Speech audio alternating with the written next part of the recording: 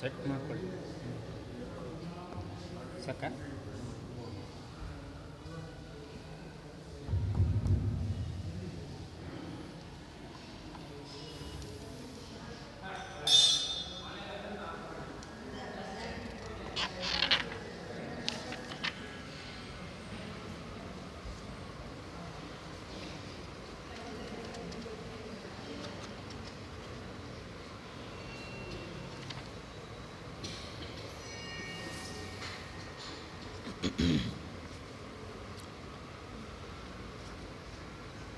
ಶ್ರೀ ಗುರುಭ್ಯೋ ನಮಃ. ಹರಿ ಓಂ. ಜಯತಿ ಹರಿರಚಿಂತ್ಯ ಸರ್ವದೇವೈಕವಂದ್ಯಃ ಪರಮಗುರುರಭೀಷ್ಟಾವಾಪ್ತಿದಃ ಸಜ್ಜನಾನಾಂ. ನಿಖಿಲಗುಣಗಣಾರ್ಣೋ ನಿತ್ಯನಿರ್ಮುಕ್ತದೋಷಃ ಸರಸಿಜನಯನೋऽಸೌ ಶ್ರೀಪತಿರ್ಮಾನದೋ ನಃ. ಸುಮುಖೌ ಸುಂದರತರೌ ಸುನಾಸೌ ಸುಖಚಿತ್ತನೂ ಸುರಾರಾಧಿತಪಾದಾಬ್ಜೌ ರಮಾನಾರಾಯಣೌ ಸ್ತುಮಃ. ಯೇನಾಹಮಿಹ ದುರ್ಮಾರ್ಗಾದುದ್ಧೃತ್ಯಾಭಿನಿವೇಶಿತಃ ಸಮ್ಯಕ್ ಶ್ರೀವೈಷ್ಣವೇ ಮಾರ್ಗೇ ಪೂರ್ಣಪ್ರಜ್ಞಂ ನಮಾಮ್ಯಹಂ. ಭವತಿ ಯದನುಭಾವಾದೇಢಮೂಕೋऽಪಿ ವಾಗ್ಮೀ ಜಡಮತಿರಪಿ ಜಂತುರ್ಜಾಯತೆ ಪ್ರಾಜ್ಞಮೌಲಿಃ. ಸಕಲವಚನಚೇತೋ ದೇವತಾ ಭಾರತೀ ಸಾ ಮಮ ವಚಸಿ ನಿಧತ್ತಾಂ ಸನ್ನಿಧಿಂ ಮಾನಸೇ ಚ. ದುರ್ವಾದಿಧ್ವಾಂತರವಯೇ ವೈಷ್ಣವೇಂದೀವರೇಂದವೇ ಶ್ರೀರಾಘವೇಂದ್ರಗುರವೇ ನಮೋऽತ್ಯಂತದಯಾಲವೇ. ತಪಸ್ವಾಧ್ಯಾಯ ಶುಶ್ರೂಷಾ ಕೃಷ್ಣಪೂಜಾರತಂ ಮುನಿಂ ವಿಶ್ವೇಶಮಿಷ್ಟದಂ ವಂದೇ ಪರಿವ್ರಾಟ್ ಚಕ್ರವರ್ತಿನಂ. ಆಪಾದಮೌಲಿಪರ್ಯಂತಂ ಗುರುಣಾಮಾಕೃತಿಂ ಸ್ಮರೇತ್ ತೇನ ವಿಘ್ನಾಃ ಪ್ರಣಶ್ಯಂತಿ ಸಿದ್ಧ್ಯಂತಿ ಚ ಮನೋರಥಾಃ. ಶ್ರೀ ಗುರುಭ್ಯೋ ನಮಃ. ಹರಿ ಓಂ.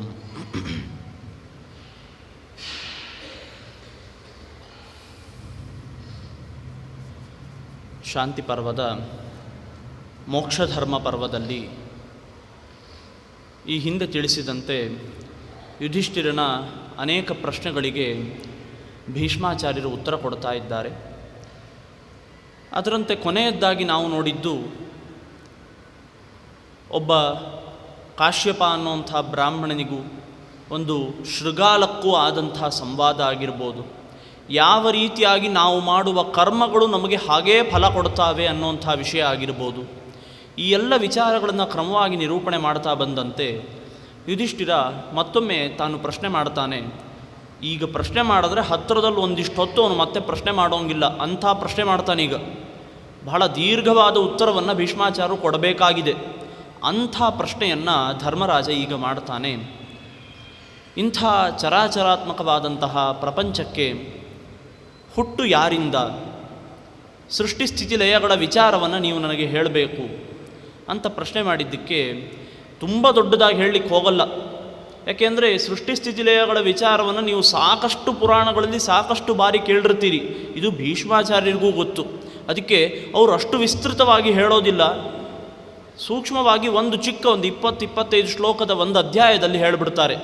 ಆದರೆ ಅಲ್ಲಿಗೆ ವಿಷಯ ಮುಗಿಯಲ್ಲ, ಅದು ಮುಂದುವರಿಯುತ್ತೆ ಹಾಗೆ. ಆದರೆ ಭೀಷ್ಮಾಚಾರ್ಯ ಇಲ್ಲೂ ಕೂಡ ಅವನು ಯುಧಿಷ್ಠಿರ ಕೇಳ್ದ ನಾನು ಹೇಳಿದೆ ಅಂತ ಹೇಳಲ್ಲ. ಹೊರತು ಹೇಗೆ ಶುರು ಮಾಡ್ತಾರೆ ಅಂದರೆ, ನೋಡು ಧರ್ಮರಾಜ, ನಿಂಥರ ಇದೇ ಪ್ರಶ್ನೆಯನ್ನು ಹಿಂದೊಂದು ಸಲ ಭಾರದ್ವಾಜರು ಭೃಗು ಋಷಿಗಳಿಗೆ ಕೇಳಿದ್ರು.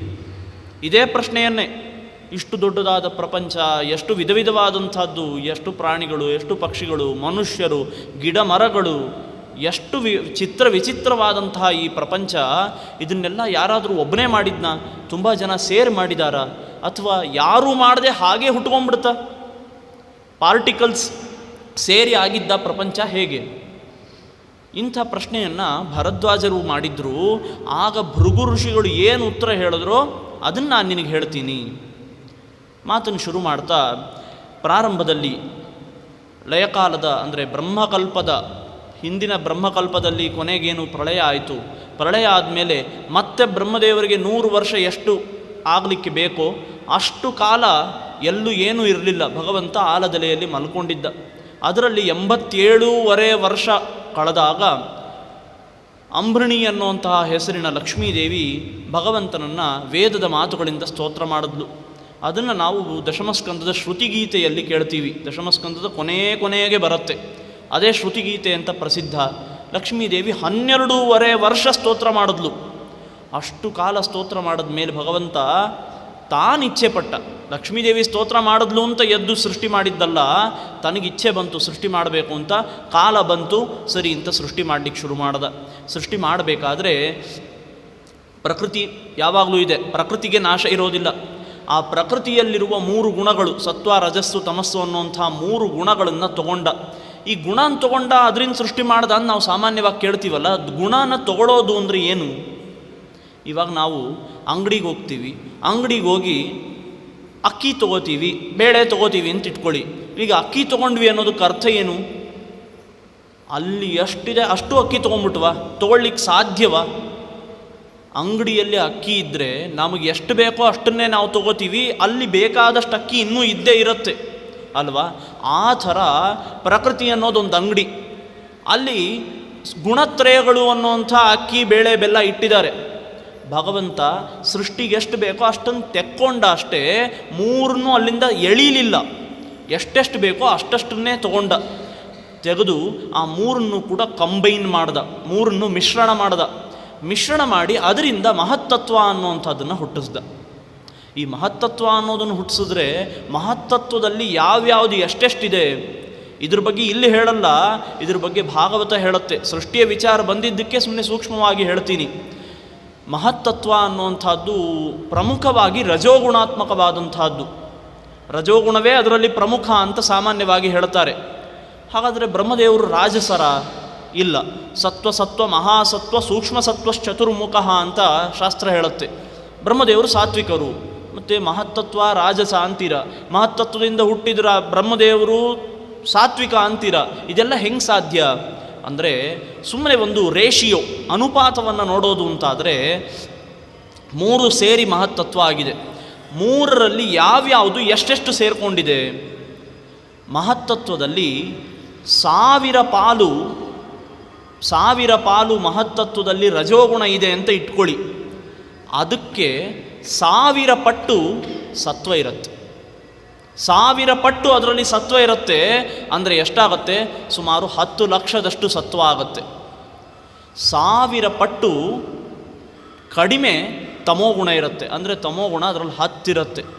ಮಧ್ಯದಲ್ಲಿರೋದು ರಜೋಗುಣ, ಅದು 1000 ಪಟ್ಟಿದೆ. ಇನ್ನು ಇದೇ ಥರ ಅಹಂಕಾರ ತತ್ವದಲ್ಲಿ ಕೂಡ ಸತ್ವ ಅನ್ನುವಂಥದ್ದು 100 ಅಂಶ ಜಾಸ್ತಿ, ರಜಸ್ಸು ಅನ್ನೋದು ತಮಸ್ಸಿಗಿಂತ 100 ಅಂಶ ಕಡಿಮೆ, ಮಧ್ಯದಲ್ಲಿರೋದು ತಮೋಗುಣ. ಹಾಗಾದರೆ ಸಾತ್ವಿಕವಾದಂತಹದ್ದು ಬ್ರಹ್ಮದೇವರ ಶರೀರ ಹುಟ್ಟಿದ್ದು ರಾಜಸವಾದ ಮಹತ್ತತ್ವದಿಂದ, ಸಾತ್ವಿಕವಾದಂತಹ ರುದ್ರದೇವರ ಶರೀರ ಹುಟ್ಟಿದ್ದು ತಾಮಸವಾದ ಅಹಂಕಾರ ತತ್ವದಿಂದ. ಇಲ್ಲಿ ಅಂಶಗಳು ಹೆಚ್ಚಿರೋದು ಸತ್ವದ್ದೇ, ಆದರೂ ಕೂಡ ಅದನ್ನು ರಾಜಸ ತಾಮಸ ಅಂತ ಸುಮ್ಮನೆ ವ್ಯವಹಾರ ಮಾಡ್ತಾರೆ. ಇಷ್ಟು ವ್ಯವಹಾರ ಮಾಡಿರಲಿಲ್ಲ ಅಂದರೆ ಈ ರಜೋಗುಣ ತಮೋಗುಣ ಅನ್ನೋದಕ್ಕೇನು ಕೆಲಸನೇ ಇಲ್ಲ ಅಂತ ಆಗೋಗ್ಬಿಡ್ತಿತ್ತು. ಅದಕ್ಕೋಸ್ಕರ ಅದರದ್ದು ಅಂಶ ಕಡಿಮೆ ಇದ್ದರೂ ಕೂಡ ಅದರದ್ದೇ ಶರೀರ ಅಂತ ವ್ಯವಹಾರ ಮಾಡೋದು ನಾವು ಶಾಸ್ತ್ರದಲ್ಲಿ ಕಾಣ್ತೀವಿ. ಈಗ ಸದ್ಯಕ್ಕಿದು ಪ್ರಮುಖವಾಗಿ ಇಲ್ಲಿ ನಿರೂಪಿತವಾಗುವ ವಿಷಯ ಅಲ್ಲ. ಹೀಗೆ ಭಗವಂತ ಏನು ಮಾಡ್ದ? ಸೃಷ್ಟಿ ಪ್ರಾರಂಭದಲ್ಲಿ ಮಹತ್ತತ್ವದಿಂದ ಅಹಂಕಾರ ತತ್ವ 3 ಥರ, ವೈಕಾರಿಕ, ತೈಜಸ, ತಾಮಸ ಅಂತ. ಅದರಲ್ಲಿ ತೈಜಸಾತ್ತು ವಿಕುರ್ವಾಣಾತ್ ಬುದ್ಧಿತತ್ವ ಅಭೂತ್ಸತಿ ಅಂತ ಭಾಗವತ ಹೇಳುತ್ತೆ. ಅದರಲ್ಲಿ ತೈಜಸ ಅಹಂಕಾರ ಅನ್ನೋದರಿಂದ ಬುದ್ಧಿತತ್ವ ಹುಟ್ಟಿತು, ಮನಸ್ತತ್ವ ಹುಟ್ಟಿತು. ಬೇರೆ ಯಾವುದು ವೈಕಾರಿಕ ಮತ್ತು ತಾಮಸ ಅನ್ನುವಂಥ ಅಹಂಕಾರಗಳಿಂದ ಪಂಚಭೂತಗಳು ಹುಟ್ಟಿತು, ಪಂಚ ತನ್ಮಾತ್ರಾಗಳು ಹುಟ್ಟಿತು, 10 ಇಂದ್ರಿಯಗಳು, ಪಂಚ ಜ್ಞಾನೇಂದ್ರಿಯಗಳು, ಪಂಚ ಕರ್ಮೇಂದ್ರಿಯಗಳು ಹುಟ್ಟಿತು. ಈ ಥರ ಓವರಾಲ್ ಆಗಿ 24 ತತ್ವಗಳ ಸೃಷ್ಟಿ ಆಗೋಯಿತು. ಮಹತ್ತತ್ವ, ಅಹಂಕಾರ ತತ್ವ, ಬುದ್ಧಿತತ್ವ, ಮನಸ್ತತ್ವ, ಪಂಚ ಜ್ಞಾನೇಂದ್ರಿಯಗಳು, ಪಂಚ ಕರ್ಮೇಂದ್ರಿಯಗಳು, ಪಂಚ ತನ್ಮಾತ್ರಾಗಳಿಂದ ಹುಟ್ಟಿದ ಪಂಚಭೂತಗಳು. ಈ ಥರ ಸುಲಭವಾಗಿ 24 ತತ್ವಗಳ ಸೃಷ್ಟಿ ಭಗವಂತ ಮಾಡಿದ. ಭಗವಂತ ಸೃಷ್ಟಿ ಮಾಡಿದ ಮೇಲೆ ಹೇಳಿದ್ನಂತೆ, ತತ್ವಗಳು ಅನ್ನೋದಕ್ಕೆ ಬರೀ ತತ್ವ ಅಂತ ಅರ್ಥ ಅಲ್ಲ, ತತ್ವಾಭಿಮಾನಿ ದೇವತೆಗಳನ್ನು ಕೂಡ ಸೃಷ್ಟಿ ಮಾಡಿದ್ದಾಯಿತು. ಇಷ್ಟೆಲ್ಲ ಸೃಷ್ಟಿ ಮಾಡಿದ ಮೇಲೆ ಭಗವಂತ ಹೇಳ್ದ, ಆಯಿತು ನನ್ನ ಕೆಲಸ ಮುಗೀತು, ನೀವು ಹೋಗಿ ನೀವು ಮುಂದಿನ ಸೃಷ್ಟಿನ ಮಾಡಿ ನಿಮ್ಮ ಕೆಲಸ ನೀವು ಮುಂದುವರಿಸಿ ಅಂತ ಬ್ರಹ್ಮದೇವರಾದಿಯಾಗಿ ಎಲ್ಲ ತತ್ವಾಭಿಮಾನಿಗಳಿಗೆ ಹೇಳ್ದ. ಅವರೆಲ್ಲ ಹೋಗಿ ಬಹಳ ಪ್ರಯತ್ನ ಪಟ್ಟರು, ಸೃಷ್ಟಿ ಮಾಡಬೇಕು, ಹೇಗಾದರೂ ಮಾಡಿ ಏನೋ ಒಂದು ಸೃಷ್ಟಿ ಮಾಡಬೇಕು. ಎಷ್ಟು ಪ್ರಯತ್ನ ಪಟ್ಟರೂ ಕೂಡ ಅವ್ರ ಕೈಯಲ್ಲಿ ಸೃಷ್ಟಿ ಮಾಡೋಕ್ಕಾಗಲಿಲ್ಲ. ಎಲ್ಲರೂ ವಾಪಸ್ಸು ಜೋಲು ಮೋರೆ ಹಾಕ್ಕೊಂಡು ದೇವ್ರ ಹತ್ರ ಹೋದ್ರಂತೆ. ಇಲ್ಲ ಸ್ವಾಮಿ, ನೀನು ಹೇಳೋದೇನೋ ಹೇಳ್ದು, ನಮ್ಮ ಕೈಲಿ ಆಗ್ತಾ ಇಲ್ಲ. ಬ್ರಹ್ಮಾಂಡದಂಥ ಸೃಷ್ಟಿಯನ್ನು ಮಾಡೋದಕ್ಕೆ ನಮಗೆ ಹೆಂಗೆ ಸಾಧ್ಯ? ಬ್ರಹ್ಮಾಂಡದ ಸೃಷ್ಟಿಯನ್ನು ನೀನೇ ಮಾಡಬೇಕು. ಯಾಕಂದರೆ ಇರೋದಕ್ಕೆ ನಮಗೊಂದು ಮನೆ ಬೇಕಲ್ಲ. ಬ್ರಹ್ಮಾಂಡದ ಒಳಗೆ 14 ಲೋಕಗಳಿರೋದು. ತತ್ವಗಳು ಅಭಿಮಾನಿ ದೇವತೆಗಳಿಗೆ ಆಫೀಸು. ಮನೆ ಬೇರೆ, ಆಫೀಸ್ ಬೇರೆ ಅಲ್ವಾ? ಅವರು ತತ್ವದಲ್ಲಿ ಇರ್ತಾರೆ, ಆದರೆ ಅದು ಆಫೀಸು. ಇರೋದಕ್ಕೊಂದು ಮನೆ ಬೇಕು. ಮನೆ ಎಲ್ಲಿದೆ ಅಂದರೆ ಬ್ರಹ್ಮಾಂಡದ ಒಳಗೆ ದೇವತೆಗಳು ಮನೆ ಇರೋದು, 14 ಲೋಕಗಳು. ಹಾಗಾದರೆ ನಮಗಿರೋದಕ್ಕೊಂದು ಆವಾಸ ಸ್ಥಾನವನ್ನು ಮಾಡಿಕೊಡು, ನಮ್ಮ ಕೈಯಲ್ಲಿ ನೀನು ಹೇಳಿದ ಸೃಷ್ಟಿ ಮಾಡೋಕ್ಕಾಗ್ತಾ ಇಲ್ಲ ಅಂತ ದೇವ್ರನ್ನೇ ಮತ್ತೆ ಹೋಗಿ ಕೇಳ್ಕೊಂಡ್ರು. ಇಷ್ಟು ಕೇಳ್ಕೊಂಡ್ಮೇಲೆ ಭಗವಂತ ಗೊತ್ತಿತ್ತು ಅವ್ನಿಗೇನಾಗತ್ತೆ ಅಂತ, ಸರಿ ಆಯಿತು ಅಂತ ಮತ್ತೆ ಎಲ್ಲ ತತ್ವಗಳನ್ನು ಒಂದೊಂದು ಅಂಶ, ತತ್ವಗಳಲ್ಲಿ ಒಂದೊಂದು ಅಂಶವನ್ನು ತನ್ನ ಹೊಟ್ಟೆಗೆ ಸೇರಿಸ್ಕೊಂಡು ಮೊದಲು ಏನು ಮಾಡ್ದ, ತನ್ನ ಶಕ್ತಿಯಿಂದ ಒಂದು ಬಂಗಾರದ ಉಂಡೆಯನ್ನು ಸೃಷ್ಟಿ ಮಾಡ್ದ. ಅದನ್ನು ಮೊದಲು ನೀರಲ್ಲಿಟ್ಟ. ಮೊದಲು ನೀರನ್ನು ಸೃಷ್ಟಿ ಮಾಡಿದ. ಆ ನೀರಲ್ಲಿ ತತ್ವಗಳ ಮಿಶ್ರಣದಿಂದ ಉಂಟಾದಂಥ ಒಂದು ಬಂಗಾರದ ಉಂಡೆಯನ್ನು ಇಟ್ಟ. ಅದು ನೀರಲ್ಲಿ ಇಟ್ಟ ಕ್ಷಣವೇ ದೊಡ್ಡದಾಗಿ ಬೆಳೀತು, ಬ್ರಹ್ಮಾಂಡ ಅಂತ ಕರೆಸ್ಕೊಂತು. ನೀರಲ್ಲಿ ಬ್ರಹ್ಮಾಂಡ, ಬ್ರಹ್ಮಾಂಡದಲ್ಲಿ ನೀರೇ, ಇನ್ನೇನೂ ಇಲ್ಲ ಅಲ್ಲಿ ಎಲ್ಲೂ. ಬ್ರಹ್ಮಾಂಡದಲ್ಲಿ ನೀರು, ನೀರಲ್ಲಿ ಬ್ರಹ್ಮಾಂಡ. ಇಂಥ ಬ್ರಹ್ಮಾಂಡದಲ್ಲಿ ಭಗವಂತ ಬ್ರಹ್ಮಾಂಡ ಸೃಷ್ಟಿ ಆದಮೇಲೆ ಪ್ರವೇಶ ಮಾಡಿ ಅಲ್ಲಿ ಮತ್ತೆ 1000 ವರ್ಷ ಮಲ್ಕೊಂಡಿದ್ದ. ದೇವತೆಗಳ ಲೆಕ್ಕದ 1000 ವರ್ಷಗಳ ಕಾಲ ಮಲ್ಕೊಂಡಿದ್ದ. ಅಲ್ಲಿ ಮಲ್ಕೊಂಡ ಭಗವಂತನಿಗೆ ಶೂನ್ಯ ಅಂತ ಹೆಸರು. ಶೂನ್ಯ ಅನ್ನೋ ಹೆಸರಿನಿಂದ ಅಲ್ಲಿ ಮಲ್ಕೊಂಡವನು 1000 ವರ್ಷ ಆದಮೇಲೆ ಮತ್ತೆ ತನ್ನ ನಾಭಿಯಿಂದ ಕಮಲವನ್ನು ಹುಟ್ಟಿಸಿದ. ಕಮಲದಲ್ಲಿ ಬ್ರಹ್ಮದೇವರು ಹುಟ್ಟಿದ್ರು. ಬ್ರಹ್ಮದೇವರು ಹುಟ್ಟಿದ ಮೇಲೆ ಅವ್ರಿಗೇನು ಗೊತ್ತಾಗ್ತಾ ಇಲ್ಲ ಅಂತ ಆ ಕಡೆ ಈ ಕಡೆ ಸ್ವಲ್ಪ ನಾಟಕ ಮಾಡಿದ್ರು. ಆಮೇಲೆ ತಪ ಅಂತ ಕೇಳಿಸ್ತು, ತಪಸ್ ಮಾಡಿದ್ರು. ಭಗವಂತ ಒಲದ ಏನೇನು ಮಾಡಬೇಕು, ಹೇಗೆ ಮಾಡಬೇಕು ಅನ್ನೋಂಥ ಸನ್ ಅನ್ನೋ ಹೆಸರಿನಿಂದ ಭಗವಂತ ಬ್ರಹ್ಮದೇವರಲ್ಲಿ ಪ್ರವೇಶ ಮಾಡಿ ತಾನೇ ಅವರಿಂದ ಸೃಷ್ಟಿ ಮಾಡಿಸಿದ.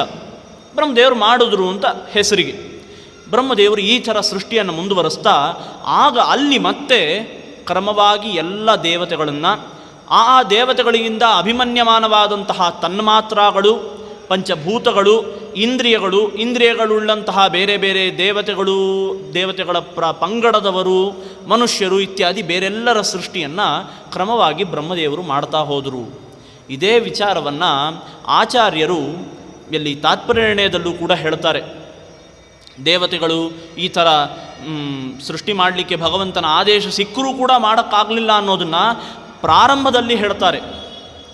ಏತೇ ಹಿ ದೇವಾ ಪುನರಂಡ ಸೃಷ್ಟೌ ಅಶಕ್ನುವಂತೋ ಹರಿಮೇತ್ಯ ತುಷ್ಟುವು ತ್ವನ್ನೋ ಜಗಚ್ಚಿತ್ರ ವಿಚಿತ್ರ ಸರ್ಗ ನಿಸ್ಸೀಮ ಶಕ್ತಿ ಕುರು ಸನ್ನಿಕೇತನಂ. ಪ್ರಪಂಚವನ್ನು ಸೃಷ್ಟಿ ಮಾಡೋದಷ್ಟು ಸುಲಭ ಇಲ್ಲ. ಯಾಕೆ? ವಿಚಿತ್ರವಾದಂಥದ್ದು ಈ ಪ್ರಪಂಚ. ಇಷ್ಟು ವಿಚಿತ್ರವಾದ ಪ್ರಪಂಚವನ್ನು ಸೃಷ್ಟಿ ಮಾಡಲಿಕ್ಕೆ ಒಂದು ಎಣೆ ಇಲ್ಲದ ಶಕ್ತಿ ಬೇಕು. ನಮ್ಮೆಲ್ಲರ ಶಕ್ತಿಗೊಂದು ಎಣೆ ಇದೆ, ಮಿತಿ ಇದೆ. ನಿನಗೆ ಮಾತ್ರ ಆ ಎಣೆ ಇಲ್ಲದ ಶಕ್ತಿ ಇರೋದು. ಅದಕ್ಕೋಸ್ಕರ ನೀನೇ ಮಾಡು, ನಮಗೊಂದು ಮನೆ ಕಲ್ಪಿಸಿಕೊಡು ಅಂತ ದೇವತೆಗಳು ಕೇಳ್ಕೊಂಡಾಗ ಭಗವಂತ ಬ್ರಹ್ಮಾಂಡ ಸೃಷ್ಟಿ ಮಾಡ್ತಾನೆ. ಹಾಗಾದರೆ ದೇವತೆಗಳೆಲ್ಲರೂ ಕೂಡ ಬ್ರಹ್ಮಾಂಡದ ಹೊರಗೆ ಈಗಾಗಲೇ ಹುಟ್ಟಾಗಿದೆ. ಮತ್ತೆ ಬ್ರಹ್ಮಾಂಡದ ಒಳಗೆ ಇನ್ನೊಂದು ಸಲ ಹುಟ್ಟುತ್ತಾರೆ ಬ್ರಹ್ಮದೇವರಿಂದ. ಬ್ರಹ್ಮಾಂಡದ ಹೊರಗಾದಂತಹ ಭಗವಂತನ ಸೃಷ್ಟಿ ಪ್ರಾಕೃತ. ಬ್ರಹ್ಮಾಂಡದ ಒಳಗಾಗಿರುವಂತಹ ಬ್ರಹ್ಮದೇವರಿಂದುಂಟಾದಂತಹ ಸೃಷ್ಟಿ ಅದು ವೈಕೃತ. ಹೀಗೆ 2 ವಿಧವಾದಂತಹ ಸೃಷ್ಟಿಯನ್ನು ಹೇಳ್ತಾ ಹೀಗೆ ಎಲ್ಲದರ ಸೃಷ್ಟಿ ಆಯಿತು. ಬ್ರಹ್ಮದೇವರು ಈಗಾಗಲೇ ಬ್ರಹ್ಮಾಂಡ ಆಗಿದೆ. ಬ್ರಹ್ಮಾಂಡದಲ್ಲಿ ಇರೋದಕ್ಕೆ ಜನಗಳು ಬೇಕಲ್ಲ. ಇಷ್ಟು ದೊಡ್ಡ ಹಾಲ್ ಕಟ್ಟಿಸಿ ಕೂತ್ಕೊಳ್ಳೋಕೆ ಯಾರೋ ಒಂದಿಬ್ಬರಿದ್ದರೆ ಅವ್ರಿಗೇ ಬೇಜಾರಾಗತ್ತೆ, ಇಷ್ಟು ದೊಡ್ಡ ಹಾಲು ಯಾಕೆ ಬೇಕಾಗಿತ್ತು ನಮಗೆ ಅಂತ. ಇಂಥ ದೊಡ್ಡ ಬ್ರಹ್ಮಾಂಡಕ್ಕೆ ವಾಸಕ್ಕೆ ಜನ ಬೇಕು ಅಂತ ಹೇಳಿ ಬ್ರಹ್ಮದೇವರು ಕ್ರಮವಾಗಿ ಒಬ್ಬೊಬ್ಬರನ್ನೇ ಎಲ್ಲರನ್ನು ಸೃಷ್ಟಿ ಮಾಡ್ತಾ ಮನುಷ್ಯರನ್ನು ಸೃಷ್ಟಿ ಮಾಡಿದ್ರು. ಈ ಸಸ್ಯಗಳು, ಗಿಡ ಮರಗಳು ಎಲ್ಲವನ್ನೂ ಕೂಡ ಸೃಷ್ಟಿ ಮಾಡಿದ್ದಾರೆ. ಅದರಲ್ಲಿ ಕಲ್ಲು, ಗೋಡೆ ಇಂಥ ಯಾವುದೋ ಕೆಲವೊಂದು ಅಚೇತನಗಳನ್ನು ಬಿಟ್ಟರೆ ಈ ಗಿಡ ಮರಗಳಿಂದ ಹಿಡಿದು ಪ್ರತಿಯೊಂದು ಚೇತನವೇ ಅಲ್ವಾ. ನಾವು ನೋಡುವಂಥ ಅತಿ ಚಿಕ್ಕ ಸಸ್ಯದಿಂದ ಹಿಡಿದು ಯಾವುದೋ ಒಂದು ಹುಲ್ಲಿಂದ ಹಿಡಿದು ಪ್ರತಿಯೊಂದೂ ಕೂಡ ಚೇತನವೇ ಆಗಿರುತ್ತೆ. ಇಂತಹ ಚೇತನಾತ್ಮಕವಾದಂತಹ ಪ್ರಪಂಚವನ್ನು ಬ್ರಹ್ಮದೇವರು ಸೃಷ್ಟಿ ಮಾಡಿದರು. ಇಷ್ಟು ಹೇಳೋದರಲ್ಲಿ 2 ಅಧ್ಯಾಯ ಕಳೆದೋಯ್ತು. ಆವಾಗ ಧರ್ಮರಾಜ ಅಲ್ಲ ಭರದ್ವಾಜರು ಪ್ರಶ್ನೆ ಮಾಡಿದ್ರು. ಅಲ್ಲ ಸ್ವಾಮಿ, ಒಂದು ನಿಮಿಷ, ನೀವು ಎಲ್ಲ ಚೇತನಾತ್ಮಕ ಪ್ರಪಂಚ ಅಂತ ಹೇಳಬೇಕಾದ್ರೆ ಈ ಸಸ್ಯಗಳು, ಗಿಡ ಮರಗಳು, ಪೊದೆ, ಹುಲ್ಲು ಇದೆಲ್ಲನೂ ಚೇತನ ಅಂತ ಕರೆದ್ರಲ್ಲ, ನನಗೆ ಇದರಲ್ಲೊಂದು ಸಂದೇಹ, ಇದೆಲ್ಲ ಹೆಂಗೆ ಚೇತನ ಆಗುತ್ತೆ? ಈಗ ನೋಡಿ, ಚೇತನ ಅಂದರೆ ಯಾವುದು? ಪಂಚಭೂತಗಳ ಮೇಲನದಿಂದ ಆಗಿರೋದು ಚೇತನ ಅಲ್ವಾ? ಒಬ್ಬ ದೇವತೆಗಳಿಂದ ಹಿಡಿದು ಎಲ್ರಿಗೂ ಪಂಚಭೂತಗಳ ಇದ್ದೇ ಇದೆ, ಸಂಪರ್ಕ ಇದ್ದೇ ಇದೆ. ಹಾಗಾದರೆ ಮನುಷ್ಯರಲ್ಲಾಗಲಿ ಬೇರೆಯವರಲ್ಲಾಗಲಿ ಈ ಪೃಥಿವಿ, ಅಪ್ಪು, ತೇಜಸ್ಸು, ವಾಯು, ಆಕಾಶ ಅನ್ನುವಂತಹ 5 ಭೂತಗಳ ಸಂಪರ್ಕ ಬೇಕೇ ಬೇಕು. ಅದಿದ್ರೇ ಅವನೊಬ್ಬ ಚೇತನ ಅಂತ ಕರೆಸ್ಕೊಳ್ಳಿಕ್ಕೆ ಸಾಧ್ಯ. ನೀವು ಈ ಸಸ್ಯಗಳು, ಗಿಡಮರಗಳು ಇದೆಲ್ಲವೂ ಕೂಡ ಚೇತನ ಅಂತೀರಲ್ಲ, ಚೇತನವಾದ ಈ ಗಿಡಮರಗಳು ಉಸಿರಾಡೋದು ನನಗೆಲ್ಲೂ ಕಾಣಿಸ್ತಾ ಇಲ್ಲ. ಈ ಚೇತನವಾದ ಗಿಡಮರಗಳು ತಿನ್ನೋದೆಲ್ಲೂ ಕಾಣಿಸ್ತಾ ಇಲ್ಲ. ಯಾವುದಾದ್ರು ಗಿಡ ಮರ ತಿಂತು ಅಂತ ಕೇಳ್ತೀರಾ? ಯಾವುದೋ ವಿಚಿತ್ರವಾದ ಬೇರೆ ಬೇರೆ ಗಿಡಗಳು, ಕೆಲವೊಂದು ಎಲೆಗಳು ತಿಂದುಬಿಡ್ತವೆ ಅಂತ ಇದೆ, ಪ್ರಾಣಿಗಳನ್ನು ತಿಂತಾವೆ, ಅಂಥ ಗಿಡಗಳು ಇವೆ. ಅದಲ್ಲ, ಸಾಮಾನ್ಯವಾಗಿ ಯಾವುದೇ ಗಿಡಗಳು ಕೂಡ ತಿನ್ನೋದು ನೋಡಿಲ್ಲ, ಓಡಾಡೋದು ನೋಡಿಲ್ಲ, ಮಾತಾಡೋದು ನೋಡಿಲ್ಲ. ಪೃಥಿವಿ ಅಥವಾ ಯಾವುದೇ ಭೂತಗಳ ಸಂಪರ್ಕ ಹೊಂದಿದ ಚೇತನ ಅಂತಂದರೆ ಅದರಲ್ಲಿ ಭೂತಗಳ ಏನೋ ಒಂದು ಕ್ರಿಯೆ ಆಗಬೇಕು. ನೀವು ಹೋಗಿ ಮರ ಮುಟ್ಟಿ, ಮರ ತಣ್ಣಗಿರುತ್ತಾ, ಬಿಸಿ ಬಿಸಿಯಾಗಿರುತ್ತಾ? ಹೆಂಗೂ ಇರಲ್ಲ, ಮರ ಬೆಚ್ಚಗಿರತ್ತಷ್ಟೆ. ಅದ್ರ ಒಳಗಡೆ ಒಂದು ಅಗ್ನಿ ಅಂತ ಇದ್ದಿದ್ದಾದರೆ ಅದು ಬಿಸಿಯಾಗಿರಬೇಕಾಗಿತ್ತು. ಅದ್ರ ಒಳಗಡೆನೇ ಜಲ ಅನ್ನುವಂಥ ಭೂತದ ಪ್ರವೇಶ ಆಗಿದ್ದರೆ ತಣ್ಣಗಿರಬೇಕಾಗಿತ್ತು. ಅದು ಉಸಿರಾಡ್ತಾ ಇದ್ದರೆ ಅದ್ರದ್ದು ಹಾರ್ಟ್ ಬೀಟೋ ಅಥವಾ ಮರನೋ ಈ ಥರ ಏನೋ ಒಂದು ಆಗಬೇಕಾಗಿತ್ತು. ಪಂಚಭೂತಗಳ ಯಾವುದೇ ಸಂಪರ್ಕ ನಮಗೆ ಗಿಡ ಮರಗಳಲ್ಲಾಗಲಿ, ಚಿಕ್ಕ ಪುಟ್ಟ ಯಾವುದೇ ಸಸ್ಯದಲ್ಲಾಗಲಿ ನಾವು ಕಾಣಲಿಕ್ಕೆ ಸಾಧ್ಯ ಇಲ್ಲ. ಹಾಗಾದರೆ ಇಂತಹ ಯಾವುದೇ ಭೂತಗಳ ಸಂಪರ್ಕ, ಭೂತಗಳ ಗುಣಗಳ ಸಂಪರ್ಕ, ಈಗ ಪೃಥ್ವಿ ಸಂಪರ್ಕ ಇದೆ ಅನ್ನೋದ್ರ ಅರ್ಥ ಹೆಂಗೆ ಗೊತ್ತಾಗುತ್ತೆ ಪೃಥ್ವಿ ಸಂಪರ್ಕ ಇದೆ ಅಂತ? ಅದಕ್ಕೆ ವಾಸನೆ ನೋಡುವ ಶಕ್ತಿ ಇದ್ದರೆ ಆವಾಗ ಅದರಲ್ಲಿ ಪೃಥ್ವಿ ಸಂಪರ್ಕ ಇದೆ ಅಂತ ಗೊತ್ತಾಗುತ್ತೆ. ಇವಾಗ ಕಲ್ಲು ಅಥವಾ ಒಂದು ಮರ ಇದೆ ಅಂತ ಇಟ್ಕೊಳ್ಳಿ, ಮರನ ಹೋಗಿ ನೀವು ಮೂಸು ನೋಡಿದ್ರೆ ಏನು ವಾಸನೆ ಬರುತ್ತೆ? ಯಾವುದೋ ಗಂಧದ್ದೋ, ಅದು ಬಲ್ತಿರಬೇಕು ಅನ್ನೋಂಥ ಮರಗಳನ್ನ ಬಿಟ್ಟರೆ ಸಾಮಾನ್ಯವಾಗಿ ಮರದಲ್ಲಿ, ಗಿಡದಲ್ಲಿ ಯಾವ ವಾಸನೆ ಬರಲ್ಲ. ಅದನ್ನು ಪೃಥ್ವಿ ಅಂತ ಹೇಳೋದು ಹೇಗೆ? ಸಾಮಾನ್ಯವಾಗಿ ಹೇಳಬೇಕು ಅಂದರೆ ಯಾವುದೇ ಭೂತಗಳಾಗಲಿ, ಭೂತಗಳ ಗುಣಗಳಾಗಲಿ, ಅಂದರೆ ಶಬ್ದ, ಸ್ಪರ್ಶ, ರೂಪ, ರಸ, ಗಂಧಗಳು, ಇದು ಯಾವುದೂ ಕೂಡ ನಮಗೆ ಸಸ್ಯಗಳಲ್ಲಿ, ಗಿಡಮರಗಳಲ್ಲಿ ಕಂಡು ಬರ್ತಾ ಇಲ್ಲ ಅಂದಮೇಲೆ ಇದನ್ನು ನೀವು ಹೇಗೆ ಒಂದು ಚೇತನ ಅಂತ ಕರೀತಾ ಇದ್ದೀರಿ ಅಂತ ಪ್ರಶ್ನೆ ಮಾಡಿದ್ರೆ ಇಲ್ಲೊಂದು ಸಸ್ಯಶಾಸ್ತ್ರವನ್ನು ಹೇಳ್ತಾರೆ ಭೃಗು ಋಷಿಗಳು. ಬಹಳ ಪ್ರಸಿದ್ಧವಾದಂಥದ್ದು. ಪ್ರತಿ ಒಂದೊಂದು ಚೇತನ ಯಾವುದು, ಅದು ಸಸ್ಯಗಳೇ ಆಗಿರ್ಬೋದು, ಅವುಗಳು ಕೂಡ ಯಾವ ರೀತಿ ಕೇಳಿಸ್ಕೋತಾವೆ, ಯಾವ ರೀತಿ ತಿಂತಾವೆ, ಯಾವ ಥರ ಕುಡಿತಾವೆ, ಇದೆಲ್ಲವನ್ನು ಇಲ್ಲಿ ಭೃಗು ಋಷಿಗಳು ತೋರಿಸ್ತಾರೆ. ಇದೊಂದು ರೀತಿ ಸಸ್ಯಶಾಸ್ತ್ರ. ಮಹಾಭಾರತದಲ್ಲಿ ಎಲ್ಲವೂ ಇದೆ ಅಂತ ಹೇಳೋದು ಈ ಕಾರಣಕ್ಕೋಸ್ಕರ. ಕ್ರಮವಾಗಿ ತೋರಿಸ್ತಾ ಹೋಗ್ತಾರೆ.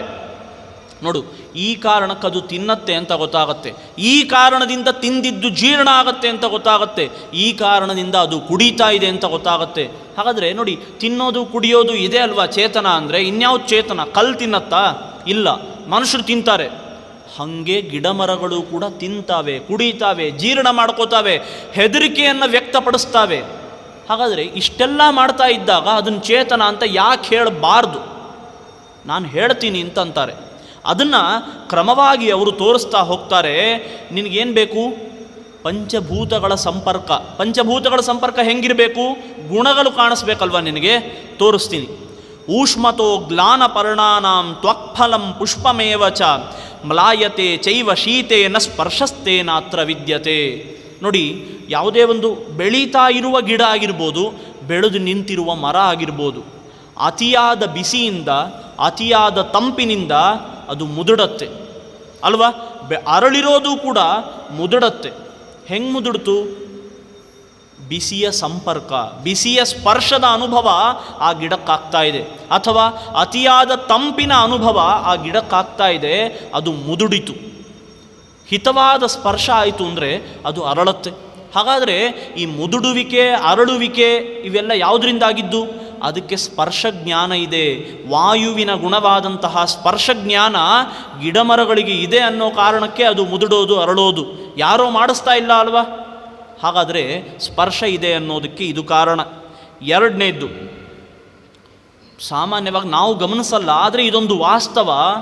ಮಿಂಚು ಹೊಡಿತಾ ಇದ್ದಾಗ, ತುಂಬ ಮಿಂಚು ಗುಡುಗು ಸಿಡಿಲುಗಳು ಇತ್ತು ಅಂತಂದರೆ ಅಂಥ ಸಂದರ್ಭದಲ್ಲಿ ಗಿಡ ಮರಗಳು ಸಂಪೂರ್ಣವಾಗಿ ಉದುರು ಹೋಗುತ್ತೆ ಅಥವಾ ಉರುಳಿ ಬೀಳುತ್ತೆ.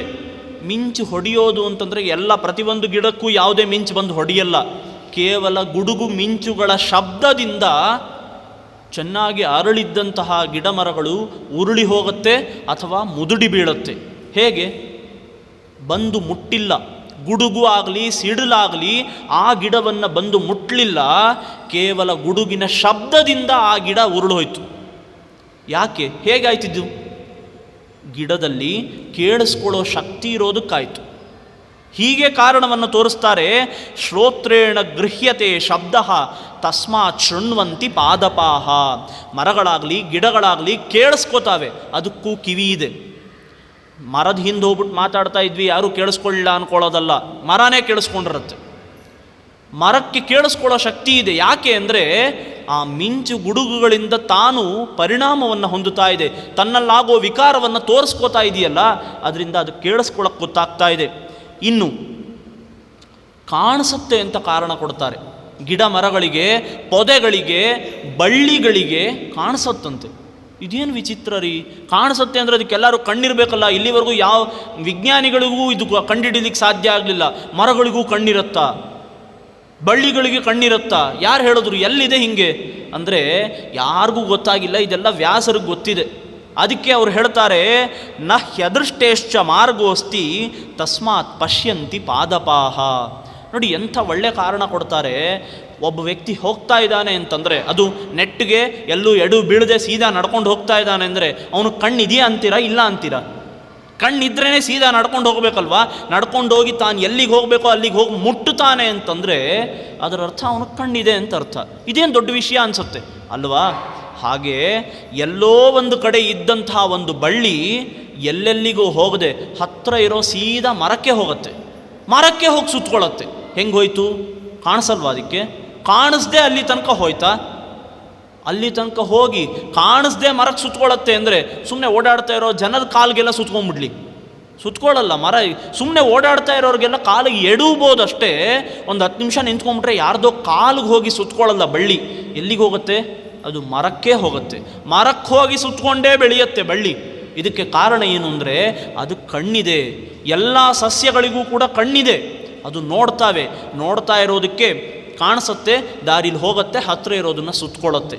ಈ ಕಾರಣದಿಂದ ಅದಕ್ಕೆ ಕಣ್ಣಿದೆ ಅಂತ ಗೊತ್ತಾಯಿತು. ಸ್ಪರ್ಶ ಇದೆ ಅಂದರೆ ಚರ್ಮ ಇದೆ, ವಾಯು, ಶಬ್ದ ಇದೆ, ಆಕಾಶ. ಮೂರನೇದಾಗಿ ಕಣ್ಣಿದೆ. ಕಣ್ಣು ಅಂದರೆ ರೂಪ. ರೂಪ ಇದೆ, ಕಣ್ಣಿದೆ, ಅದರ ಪರಿಣಾಮವಾಗಿ ಅಗ್ನಿ ಇದ್ದಾನೆ ಅಂತ ಗೊತ್ತಾಯಿತು. ನಾಲ್ಕನೇದಾಗಿ ಪುಣ್ಯ ಪುಣ್ಯೈಸ್ತಥಾ ಗಂಧೈರ್ಧೂಪೈಶ್ಚ ವಿವಿಧೈರಪಿ ಆರೋಗ ಪುಷ್ಪಿತಾ ಸಂತಿ ತಸ್ಮಾತ್ ಜಿಘ್ರಂತಿ ಪಾದಪಾಹ. ಗಿಡ ಮರಗಳಿಗೆ ವಾಸನೆ ನೋಡುವ ಶಕ್ತಿ ಇರುತ್ತಂತೆ. ಇದು ಎಷ್ಟು ಜನ ಪರೀಕ್ಷೆ ಮಾಡಿ ನೋಡಿರ್ತೀರಿ ಗೊತ್ತಿರಲ್ಲ.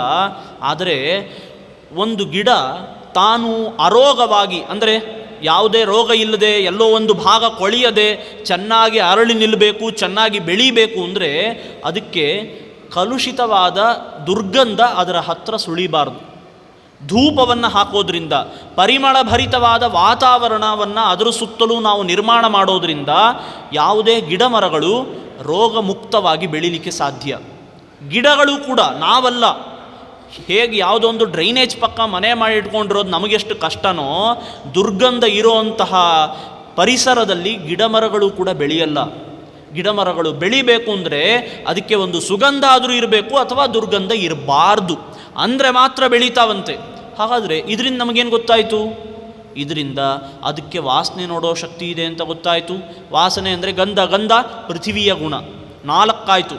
ಕೊನೆಯದ್ದಾಗಿ ಪಾದೈ ಸಲಿಲಪಾನಂಚ ವ್ಯಾಧೀನಾಂಚಾಪಿ ದರ್ಶನಾತ್ ವ್ಯಾಧಿ ಪ್ರತಿಕ್ರಿಯತ್ವಾಚ ವಿದ್ಯತೆ ರಸನಂ ದ್ರುಮೆ. ಇದು ಎಲ್ಲರೂ ಅರ್ಥ ಮಾಡ್ಕೊಳ್ಳೋಂತಹ, ಒಪ್ಪಿಕೊಂಡಿರೋಂಥ ವಿಚಾರ. ನೀರು ಹಾಕ್ತೀವಿ, ನೀರು ಹಾಕಿದಾಗಲೇ ಗಿಡ ಬೆಳೆಯುತ್ತೆ ಅಂದರೆ ಅದರ ಅರ್ಥ ಏನು? ನೀರು ಹಾಕಿದ್ದು ಭೂಮಿಗೆ ಹೋಯ್ತಾ? ಭೂಮಿ ಮೂಲಕ ಈ ಗಿಡನೇ ಎಳ್ಕೊಂತು. ಎಳ್ಕೊಳ್ಳೋದು ಅನ್ನೋದ್ರ ಅರ್ಥ ಏನು? ಎಳ್ಕೊಳ್ಳೋದು ಅಂದರೆ ಅದು ನೀರು ಕುಡಿದಿದೆ ಅಂತ ಅರ್ಥ. ಹಾಗಾದರೆ ರಸ ಅನ್ನೋದು ಅದಕ್ಕೆ ತಿಳಿತಾ ಇದೆ. ಅದಕ್ಕೆ ರಸನ ಜ್ಞಾನ ಇದೆ, ಅದಕ್ಕೊಂದು ನಾಲಿಗೆ ಇದೆ. ಆ ನಾಲಿಗೆಯಿಂದ ಅದು ತಿನ್ನತ್ತೆ, ಕುಡಿಯತ್ತೆ, ಎಲ್ಲವನ್ನ ಮಾಡುತ್ತೆ. ನೋಡಿ, ತಿಂದಿದೆ ಕುಡಿದಿದೆ ಅನ್ನೋದಕ್ಕೆ ಏನು ಸಾಕ್ಷಿ ಅಂದರೆ ಅದು ಬೆಳೀತಾ ಇರೋದೇ ಸಾಕ್ಷಿ ಅಲ್ವಾ? ಅದು ಬೆಳೆದು ನಿಲ್ಲತ್ತೆ. ನೀವು ಯಾವುದೋ ಕೆಟ್ಟೋಗಿರೋ ಪದಾರ್ಥನ ಅದಕ್ಕೆ ಬುಡಕ್ಕೆ ಹಾಕಿದ್ರಿ ಅಂದರೆ ಅದು ಕೆಟ್ಟು ಹೋಗುತ್ತೆ. ಸರಿಯಾದ ಗೊಬ್ಬರವೋ ಮತ್ತೊಂದನ್ನು ಹಾಕೋದ್ರಿಂದ ಅದು ಬೆಳೆಯುತ್ತೆ. ಬೆಳೆದು ಇವಾಗ ಕುಡಿಯತ್ತೆ ಅನ್ನೋದೇನೋ ನಾವೆಲ್ಲರೂ ಒಪ್ಕೋತೀವಿ, ಆದರೆ ಕುಡ್ದಿದ್ದು ಅದಕ್ಕೆ ಜೀರ್ಣಕ್ಕೆ ಹೆಂಗೆ ಬಂತು, ಹೆಂಗೆ ಕುಡೀತು ಅಂದರೆ ಎಲ್ಲರೂ ತಲೆ ಹಾಕ್ಬಿಡ್ತೀವಿ, ಹೌದು ನೀರು ಕುಡಿಯತ್ತೆ. ಹೆಂಗೆ ಕುಡೀತು? ಪ್ರೋಸೆಸ್ ಹೇಳ್ತೀರಾ ನೀವು ಹೆಂಗೆ ಕುಡೀತದು ಅಂತ? ನಾವ್ಯಾರು ಭೂಮಿನ ಬಗದು ನೋಡಿಲ್ಲ, ಬಗದು ನೋಡಿದ್ರು ನೀರು ಹೆಂಗೆ ಕುಡೀತು ಅಂತ ಗೊತ್ತಾಗಲ್ಲ ಅಲ್ವಾ? ಇಲ್ಲಿ ಹೇಳ್ತಾರೆ ಹೆಂಗೆ ಕುಡಿಯತ್ತದು ಅಂತ. ನೋಡಿ, ಸಾಮಾನ್ಯವಾಗಿ ನಾವು ಒಂದು ಪೈಪ್ ತಗೊಳ್ಳೋಣ, ಒಂದು ಪೈಪ್ನ ತಗೊಂಡು ನೀರಲ್ಲಿಟ್ಟು ಅಂತ ಹೇಳ್ಕೊಂಡ್ರೆ ನಮಗೆ ನೀರು ಬರುತ್ತೆ ಅಲ್ವಾ? ನೀರು ಪೈಪನ್ನು ಇಟ್ಟು ನಾವು ಎಳೆದಾಗ ಬಂತು, ಸುಮ್ಮನೆ ಪೈಪನ್ನು ನೀರಲ್ಲಿ ಇಟ್ಟುಬಿಟ್ರೆ ಬರಲಿಲ್ಲ. ಹಾಗಾದರೆ ನೀರು ನಮ್ಮ ಬಾಯಲ್ಲಿ ಬರೋದಕ್ಕೆ ನಮ್ಮ ಎಳೆಯುವಿಕೆ ಕಾರಣ, ಅಂದರೆ ಗಾಳಿ ಕಾರಣ. ಗೊತ್ತಾಯ್ತಾ? ಹಾಗೆ ಭೂಮಿಗೆ ನಾವು ನೀರು ಹಾಕಿದ್ರೂ ಕೂಡ ಭೂಮಿಯಲ್ಲಿ ಗಿಡಕ್ಕೆ ಸಂಬಂಧಪಟ್ಟ ಸಾಕಷ್ಟು ಬೇರುಗಳಿದೆ. ನಮ್ಮ ಹತ್ರ ಒಂದು ಪೈಪ್ ಇದ್ದರೆ ಅದಕ್ಕೆ ಬೇಕಾದಷ್ಟು ಪೈಪ್ಗಳಿದೆ ನೀರನ್ನು ಎಳೆಯೋಕ್ಕೆ. ಆದರೆ ಅದು ನೀರನ್ನು ಎಳಿಬೇಕು ಅಂದರೆ ಅದಕ್ಕಷ್ಟೇ ಗಾಳಿಯ ಸಂಪರ್ಕ ಬೇಕು. ಗಾಳಿಯ ಸಂಪರ್ಕ ಇಲ್ಲದೆ ಅದು ನೀರನ್ನು ಎಳೆಯೋದಿಲ್ಲ. ನಾವು ಹೇಗೆ ಪೈಪನ್ನು ಇಟ್ಟು ಎಳೆದಾಗ ಮಾತ್ರ ನೀರು ಬರುತ್ತೋ, ಗಾಳಿ ಚೆನ್ನಾಗಿದ್ದರೆ ಮಾತ್ರ. ಅದಕ್ಕೋಸ್ಕರವೇ ಗಿಡ ಮರಗಳನ್ನು ಆದಷ್ಟು ಹೊರಗಿನ ಪ್ರದೇಶದಲ್ಲಿ ಇಡಬೇಕು ಅಂತ ಹೇಳೋದು. ಮನೆ ಒಳಗಡೆ ಹೆಚ್ಚು ಗಾಳಿ ಆಡದೇ ಇರೋ ಕಡೆಗೆ ಇಟ್ಟುಬಿಟ್ರೆ ಗಿಡಗಳು ಬೆಳೆಯಲ್ಲ ಅನ್ನೋದು ಇದು ಎಲ್ರಿಗೂ ಗೊತ್ತಿರೋ ವಿಚಾರ. ಯಾಕಿದು ಅಂದರೆ, ನೀವು ತುಂಬ ಸೇಫ್ ಎನ್ವಿರಾನ್ಮೆಂಟು ಅಂದ್ಬಿಟ್ಟು ಗಾಳಿನೇ ಆಡದೇ ಇರೋ ಕಡೆ ಇಟ್ಟು ಎಷ್ಟು ನೀರು ಹಾಕಿದ್ರೂ ಕೂಡ ಅದು ಜಾಸ್ತಿ ದಿವಸ ನಿಲ್ಲಲ್ಲ. ಯಾಕೆ?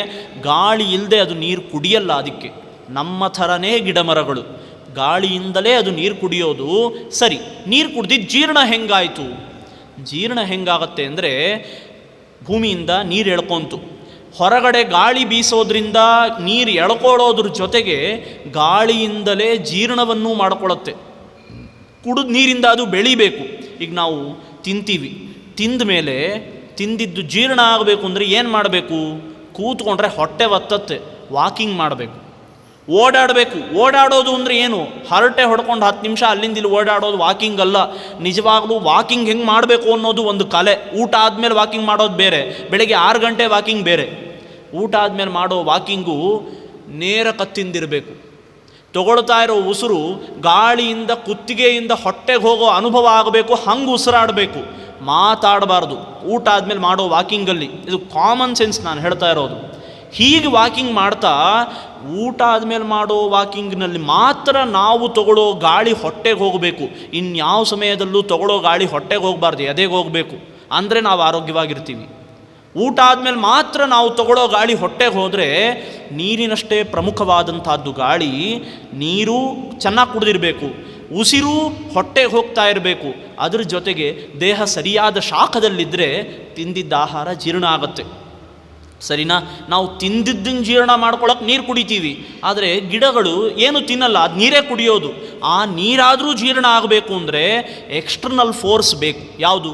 ಹೊರಗಿನಿಂದ ಸರಿಯಾದ ಗಾಳಿ ಇರಬೇಕು, ಹಾಗೆ ಅದಕ್ಕೊಂದು ತಕ್ಕ ಮಟ್ಟಿಗಿನ ಶಾಖ ಬೇಕು. ಗಾಳಿ ಮತ್ತು ಬೆಳಕು. ಬೆಳಕು ಅಂದ್ರೇನು? ಬೆಳಕಿನ ಮೂಲಕ ಸಿಗಬಹುದಾದ ಶಾಖ. ಇವೆರಡೂ ಇದ್ದರೆ ಮಾತ್ರನೇ ಕುಡಿದ ನೀರು ಗಿಡಕ್ಕೆ ಜೀರ್ಣ ಆಗತ್ತೆ. ಜೀರ್ಣ ಆದ ಗಿಡ ತಾನು ಬೆಳೀತಾ ಹೋಗುತ್ತೆ. ಹಾಗಾದರೆ ಇಷ್ಟೆಲ್ಲ ಯಾಕೆ ಹೇಳಬೇಕಾಯಿತು ಅಂದರೆ, ಭರದ್ವಾಜರು ಕೇಳಿದ ಪ್ರಶ್ನೆಗೆ ಇಷ್ಟು ಉತ್ತರ ಕೊಡಬೇಕಾಯಿತು. ಎಲ್ಲರೂ ಈ ಗಿಡ ಮರಗಳನ್ನು ನೀವು ಚೇತನ ಅಂತೀರಲ್ಲ, ಹೆಂಗೆ ಚೇತನ ಅಂತೀರಾ? ಅದಕ್ಕೇನು ಭೂತದ ಸಂಪರ್ಕವೇ ಇಲ್ಲವಲ್ಲ ಅಂತ ಕೇಳಿದ್ದಕ್ಕೆ ಇಷ್ಟು ಉತ್ತರ ಕೊಟ್ಟರು. ಭೂತದ ಸಂಪರ್ಕ ಇದೆ. ಭೂತಗಳ ಸಂಪರ್ಕ ಅಷ್ಟೇ ಅಲ್ಲ, ಭೂತಗಳ ಗುಣಗಳು ಕೂಡ, ಶಬ್ದ ಸ್ಪರ್ಶ ರೂಪ ರಸ ಗಂಧಗಳು ಅದರಲ್ಲಿದೆ. ಇಷ್ಟೆಲ್ಲ ಕಾರಣಗಳಿಂದ ನಾವು ಅರ್ಥ ಮಾಡ್ಕೋಬೇಕಾಗಿರೋದು, ಸಸ್ಯಗಳು ಕೂಡ ಖಂಡಿತ ಒಂದು ಚೇತನ ಅಂತ ಕರೆಸ್ಕೊಳ್ಳುತ್ತೆ. ಇನ್ನು ನಮ್ಮ ದೇಹದಲ್ಲಿ ಈಗ ಸಾಮಾನ್ಯವಾಗಿ ಗಿಡ ಮರಗಳ ಬಗ್ಗೆ ಹೇಳಿದ್ದಾಯಿತು. ಅದು ಹೆಂಗೆ ಚೇತನ ಆಗುತ್ತೆ ಅನ್ನೋ ಪ್ರಶ್ನೆಗೆ ಉತ್ತರ ಕೊಟ್ಟು ನಮ್ಮ ದೇಹದ ರಚನೆಯನ್ನು ಪಂಚಭೂತಗಳ ಆಧಾರದಲ್ಲಿ ತೋರಿಸ್ತಾ ಹೋಗ್ತಾರೆ. ಈಗ ನೋಡಿ, ಪಂಚಭೂತಗಳು ಸೇರ್ಕೊಂಡು ನಮ್ಮ ದೇಹ ಆಗಿದೆ ಅಂತ ನಮಗೆ ಗೊತ್ತು, ಹೌದಾ? ಯಾವ ಭೂತದಿಂದ ಯಾವ ಪಾರ್ಟ್ ಆಯಿತು ಯಾರಾದರೂ ಹೇಳ್ಬೋದಾ? ಇವಾಗ ಪೃಥಿವಿಯಿಂದ ಇಂಥದ್ದಾಯಿತು, ನಮ್ಮ ದೇಹದಲ್ಲಿ ಪೃಥಿವಿಯಿಂದ ಕೈ ಬಂತು, ತೇಜಸ್ಸಿನಿಂದ ಕಾಲು ಬಂತು, ಈ ಥರ ಯಾವುದಾದ್ರೂ ಹೇಳಲಿಕ್ಕೆ ಸಾಧ್ಯ ಇದೆಯಾ? ಒಂದು ಭೂತದಿಂದ ಒಂದು ಯಾವುದೋ ದೇಹದ ಅಂಗಾಂಗ ಹುಟ್ಟಿದೆ ಅಂತ ಯಾರಿಗೂ ಹೇಳಲಿಕ್ಕೆ ಸಾಧ್ಯ ಇಲ್ಲ. ಆದರೆ ಇಲ್ಲಿ ಹೇಳಿ ತೋರಿಸ್ತಾರೆ. ನಾನು ಹೇಳ್ತಾ ಇರೋದು ಕಣ್ಣು ಕಿವಿ ಮೂಗು ಬಾಯಿ ಬಗ್ಗೆ ಅಲ್ಲ. ಕಣ್ಣು ಕಿವಿ ಮೂಗು ಬಾಯಿಗಳು ಆ ಭೂತಗಳಿಂದ ಒಂದೊಂದು ಅಭಿಮನ್ಯಮಾನವಾದದ್ದು, ಅದು ಬೇರೆ. ಇಲ್ಲಿ ಹೇಳಿ ತೋರಿಸ್ತಾರೆ, ಒಂದೊಂದು ಭೂತದಿಂದ ದೇಹದ ಒಳಗಿನ ಒಂದಿಷ್ಟು ಅಂಗಾಂಗಗಳು ಹುಟ್ಟಿ ಬರುತ್ತೆ. ಬರೀ ಇದು ಅಂಗಾಂಗಗಳಲ್ಲ, ಧಾತುಗಳು ಕೂಡ ಸೇರಿಕೊಂಡಿದೆ. ಹೇಗೆ ಅಂತಂದರೆ, ಪೃಥಿವಿಯಿಂದ ದೇಹದ ಒಳಗಡೆ 5 ಹುಟ್ಟು ಬರ್ತಾ ಇದೆ. ಯಾವ್ಯಾವುದು ಅಂದರೆ ಚರ್ಮ, ಮಾಂಸ, ಎಲುಬು, ಮಜ್ಜೆ ಮತ್ತು ಸ್ನಾಯು. ಸಪ್ತಧಾತುಗಳು ಅಂತ ಇರ್ತವೆ ದೇಹದ ಒಳಗಡೆ. ಅದು ಮಜ್ಜೆ, ಸ್ನಾಯು ಅದೆಲ್ಲ ಏನು ಅಂತ ಹೇಳಲಿಕ್ಕೆ ಗೊತ್ತಾಗಲ್ಲ ಸರಿಯಾಗಿ, ದೇಹದ ಒಳಗಿರೋ ಧಾತುಗಳು ಅಷ್ಟೇ. ಅದರಲ್ಲಿ ಈ 5, ಮಾಂಸ ಅಂದರೆ ಗೊತ್ತಾಯಿತು, ಎಲುಬು ಅಂದರೆ ಗೊತ್ತಾಯಿತು, ಚರ್ಮ ಅಂದರೆ ಗೊತ್ತಾಯಿತು, ಅದರಲ್ಲಿ ಜೊತೆಗೆ ಮಜ್ಜೆ ಮತ್ತು ಸ್ನಾಯು ಅನ್ನೋದನ್ನು ಸೇರಿಸಿ ಈ 5 ಪೃಥಿವಿಯಿಂದ ಹುಟ್ಟತ್ತೆ. ಹಾಗಾದರೆ ಪೃಥಿವಿ ಅನ್ನುವ ಭೂತದ ಸಂಪರ್ಕ ದೇಹಕ್ಕೆ ಎಷ್ಟಾಗಿದೆ ಅಂದರೆ, ಈ 5 ಹುಟ್ಟಿಸುವಷ್ಟು ಪೃಥಿವಿ ನಮ್ಮ ದೇಹದಲ್ಲಿದೆ. ಮೇಜರ್ ಇದೆ ಅಲ್ವಾ? ಮಾಂಸ ಎಲ್ಲ ಕಡೆ ಇದ್ದೇ ಇರುತ್ತೆ, ಚರ್ಮ ದೇಹದಲ್ಲಿ ಎಲ್ಲ ಕಡೆ ಇದ್ದೇ ಇರುತ್ತೆ, ಎಲ್ಲ ಕಡೆ ಇವುಗಳಿರ್ತವೆ ಅಂತಂದರೆ ಪೃಥಿವಿ ಮೇನು ಭೂತ ನಮ್ಮ ದೇಹವನ್ನು ರಚನೆ ಮಾಡಿಕೊಡ್ಲಿಕ್ಕೆ. ಇದು ಒಂದನೇದ್ದು. ಎರಡನೇದ್ದಾಗಿ ಅಗ್ನಿ ಅನ್ನೋ ಭೂತ ನಮ್ಮ ದೇಹಕ್ಕೆ ಏನು ತಂದುಕೊಡುತ್ತೆ? ತೇಜಸ್ಸು. ಮುಖದಲ್ಲೊಂದು ತೇಜಸ್ಸು ಅಥವಾ ಕಣ್ಣಿನಲ್ಲೊಂದು ತೇಜಸ್ಸು ಅಂತೀವಲ್ಲ, ಆ ತೇಜಸ್ಸು. ಕೋಪ, ಕಣ್ಣು, ದೇಹದ ಒಳಗಿರುವ ಉಷ್ಣತೆ ಮತ್ತು ಜಾಠರಾಗ್ನಿ, ಆಹಾರವನ್ನು ಜೀರ್ಣ ಮಾಡುವ ಜಾಠರಾಗ್ನಿ. ಈ 5 ಕೂಡ ಅಗ್ನಿ ಅನ್ನೋ ಭೂತದಿಂದ ಹುಟ್ಟಿ ಬಂದಿದೆ. ಹಾಗೆ ಕಿವಿ, ಮೂಗು, ಬಾಯಿ, ಹೃದಯ ಮತ್ತು ಜಠರ ಅಂದರೆ ಹೊಟ್ಟೆ, ಈ 5 ಕೂಡ ಹುಟ್ಟಿ ಬಂದಿರೋದು ಆಕಾಶದಿಂದ. ಆಕಾಶ ಅನ್ನೋ ಭೂತ ನಮಗೆ ಇಷ್ಟು ಅವಕಾಶವನ್ನು ಮಾಡಿಕೊಟ್ಟಿದೆ. ಹಾಗಾದರೆ ಹೊಟ್ಟೆ ಸೀಳ್ಬಿಟ್ವಿ ಅಂದರೆ, ಸೀಳ್ತು ಅಂತಂದರೆ ನಾವು ಸತ್ವಿ ಅಂತ ಅರ್ಥ. ಯಾಕೆ? ಆಕಾಶ ಅನ್ನೋ ಒಂದು ಭೂತ ಡಿಲೀಟ್ ಆಗೋಯ್ತು. ಅದಕ್ಕೆ ಯಾವುದೇ ಒಂದು ಭೂತ ಇಲ್ಲದೆ ಉಳಿದ 4 ಭೂತಗಳು ಕೆಲಸ ಮಾಡಲ್ಲ. ಅದನ್ನು ಮುಂದೆ ತೋರಿಸ್ತಾರೆ ಮತ್ತೊಂದ್ಸಲಿ. 4ನೇದ್ದಾಗಿ ಕಫ, ಪಿತ್ತ, ಬೆವರು, ಕಣ್ಣೀರು, ರಕ್ತ, ಈ 5 ಜಲದಿಂದ ಉಂಟಾಗಿರುವಂತಹದ್ದು. ದೇಹದಲ್ಲಿ 5 ಇದೆ. ಪ್ರತಿಯೊಬ್ಬರ ದೇಹದಲ್ಲೂ ಕೂಡ ವಾತ, ಪಿತ್ತ, ಶ್ಲೇಷ್ಮ ಅನ್ನುವ 3 ವಿಕಾರಗಳು ಇದ್ದೇ ಇರುತ್ತೆ. ಇವು ಸಮವಾಗಿತ್ತು ಅಂದರೆ ಚೆನ್ನಾಗಿರ್ತೀವಿ. ಇದು ಯಾವುದೇ ಒಂದರಲ್ಲಿ ಏರುಪೇರಾದರೆ ಎಲ್ಲವೂ ಕೂಡ ಕೆಡ್ಲಿಕ್ಕೆ ಶುರು ಆಗುತ್ತೆ. ಹಾಗಾದರೆ ಸಪ್ತಧಾತುಗಳಾಗಲಿ, 3 ವಾತ, ಪಿತ್ತ, ಶ್ಲೇಷ್ಮ ಅನ್ನುವಂಥ 3 ದೋಷಗಳಾಗಲಿ, ಇವೆಲ್ಲವೂ ಕೂಡ ಭೂತದಿಂದಲೇ ಹುಟ್ಟಿರೋದು. ಇನ್ನು ಕೊನೆಯದ್ದಾಗಿ 4 ಭೂತಗಳ ಕೆಲಸ ಏನು ಅಂತ ಹೇಳಿದ್ದಾಯಿತು. ಉಳ್ಕೊಂಡಿರೋದು ಒಂದು, ಯಾವುದು? ವಾಯು. ವಾಯುವಿನ ಬಗ್ಗೆ ಈಗ ಹೇಳ್ತಾ ಇದ್ದಾರೆ. ಪ್ರಾಣ, ಅಪಾನ, ವ್ಯಾನ, ಉದಾನ, ಸಮಾನ ಅಂತ 5 ವಾಯುಗಳಿದೆ. ಏನು ಈ 5 ವಾಯುಗಳು ಏನು ಮಾಡ್ತವೆ ಅಂದರೆ, ಮೊದಲನೇದಾಗಿ ಇಂದ್ರಿಯಗಳೆಲ್ಲ ಎಲ್ಲ ಕಾಲಕ್ಕೆ ಸರಿಯಾಗಿ ಕೆಲಸ ಮಾಡುವಂತೆ ನೋಡಿಕೊಳ್ಳೋದು ಪ್ರಾಣವಾಯು. ಎಲ್ಲ ಇಂದ್ರಿಯಗಳು ಸರಿಯಾಗಿ ಕೆಲಸ ಮಾಡ್ತಾ ಇರೆ ಅನ್ನೋಂಥ ನೋಡ್ಕೊಳ್ಳೋದು ಯಾರು ಅಂದರೆ ಅದು ಪ್ರಾಣವಾಯು. ಎರಡನೇದ್ದಾಗಿ ದೇಹದಲ್ಲಿ 72,000 ನಾಡಿಗಳಿವೆ. 36 ಅಂತ 72,000 ನಾಡಿಗಳಿದೆ. ಈ ಎಲ್ಲ ನಾಡಿಗಳು ಕೂಡ ಕಾಲಕ್ಕೆ ಬಡಿದುಕೊಳ್ತಾ ಎಚ್ಚರವಾಗಿದ್ದು ರಕ್ತ ಸಂಚಾರ ನಾಡಿಗಳ ಮೂಲಕವೇ ಆಗುತ್ತಲ್ವಾ, ಆ ಕೆಲಸವನ್ನು ನಾಡಿಗಳು ಮಾಡುವಂತೆ ಮಾಡುವುದು ವ್ಯಾನ ಅನ್ನೋಂಥ ವಾಯು. 3ನೇದ್ದಾಗಿ ತಿಂದ ಆಹಾರವನ್ನು ಜೀರ್ಣ ಮಾಡಿ ಬೇಡವಾಗಿರೋದನ್ನು ಹೊರಗೆ ತೆಗೆದು ಹಾಕಿ ಬೇಕಾಗಿರೋದನ್ನು ಮಾತ್ರ ದೇಹಕ್ಕೆ ಉಳಿಸಿಕೊಡುವಂತಹದ್ದು ಅದು ಅಪಾನವಾಯು. 4ನೇದ್ದು ಶ್ವಾಸಕೋಶದಿಂದ ಹಿಡಿದು ನೆತ್ತಿಯ ತನಕ ಸಂಚಾರ ಮಾಡುವಂಥ ವಾಯು ಅದು ಉದಾನ ವಾಯು ಅನ್ನುವಂಥದ್ದು. ನಾವು ಉಸಿರಾಡೋ ಗಾಳಿ ಯಾವುದು ಅಂದರೆ ಅದು ಉದಾನ ವಾಯು. ಯಾಕೆ? ಇಲ್ಲಿಂದ ಇಲ್ಲಿ ತನಕ ಶ್ವಾಸಕೋಶ ಇಲ್ಲಿದೆ, ನೆತ್ತಿಯ ತನಕ ಇಷ್ಟರ ಮಧ್ಯದಲ್ಲಿ ಏನೇನು ಗಾಳಿ ಇದೆಯೋ ಆ ಎಲ್ಲ ಗಾಳಿಯೂ ಕೂಡ ಉದಾನ ವಾಯುವಿಗೆ ಸಂಬಂಧಪಟ್ಟದ್ದು. ಕೊನೆಯದ್ದಾಗಿ ಉಳ್ಕೊಂಡಿರೋದು ಸಮಾನ. ಸಮಾನ ಹೃದಯದಲ್ಲಿರ್ತಾನೆ. ಸಮಾನ ಹೃದಯ ಮತ್ತು ಈ ಹೊಟ್ಟೆಯ ಮಧ್ಯಭಾಗದಲ್ಲಿದ್ದು ತಾನು ಕಾರ್ಯವನ್ನು ನಿರ್ವಹಿಸ್ತಾ ಇರ್ತಾನೆ. ಈ ಥರ 5 ವಾಯುಗಳು ಅತ್ಯಂತ ಪ್ರಮುಖವಾಗಿ ತಮ್ಮ ತಮ್ಮ ಕೆಲಸವನ್ನು ನಡೆಸ್ಕೊಂಡು ಹೋಗ್ತಾ ಇದ್ದರೆ ಮಾತ್ರ ಒಬ್ಬ ವ್ಯಕ್ತಿ ಸರಿಯಾಗಿರ್ಲಿಕ್ಕೆ ಸಾಧ್ಯ.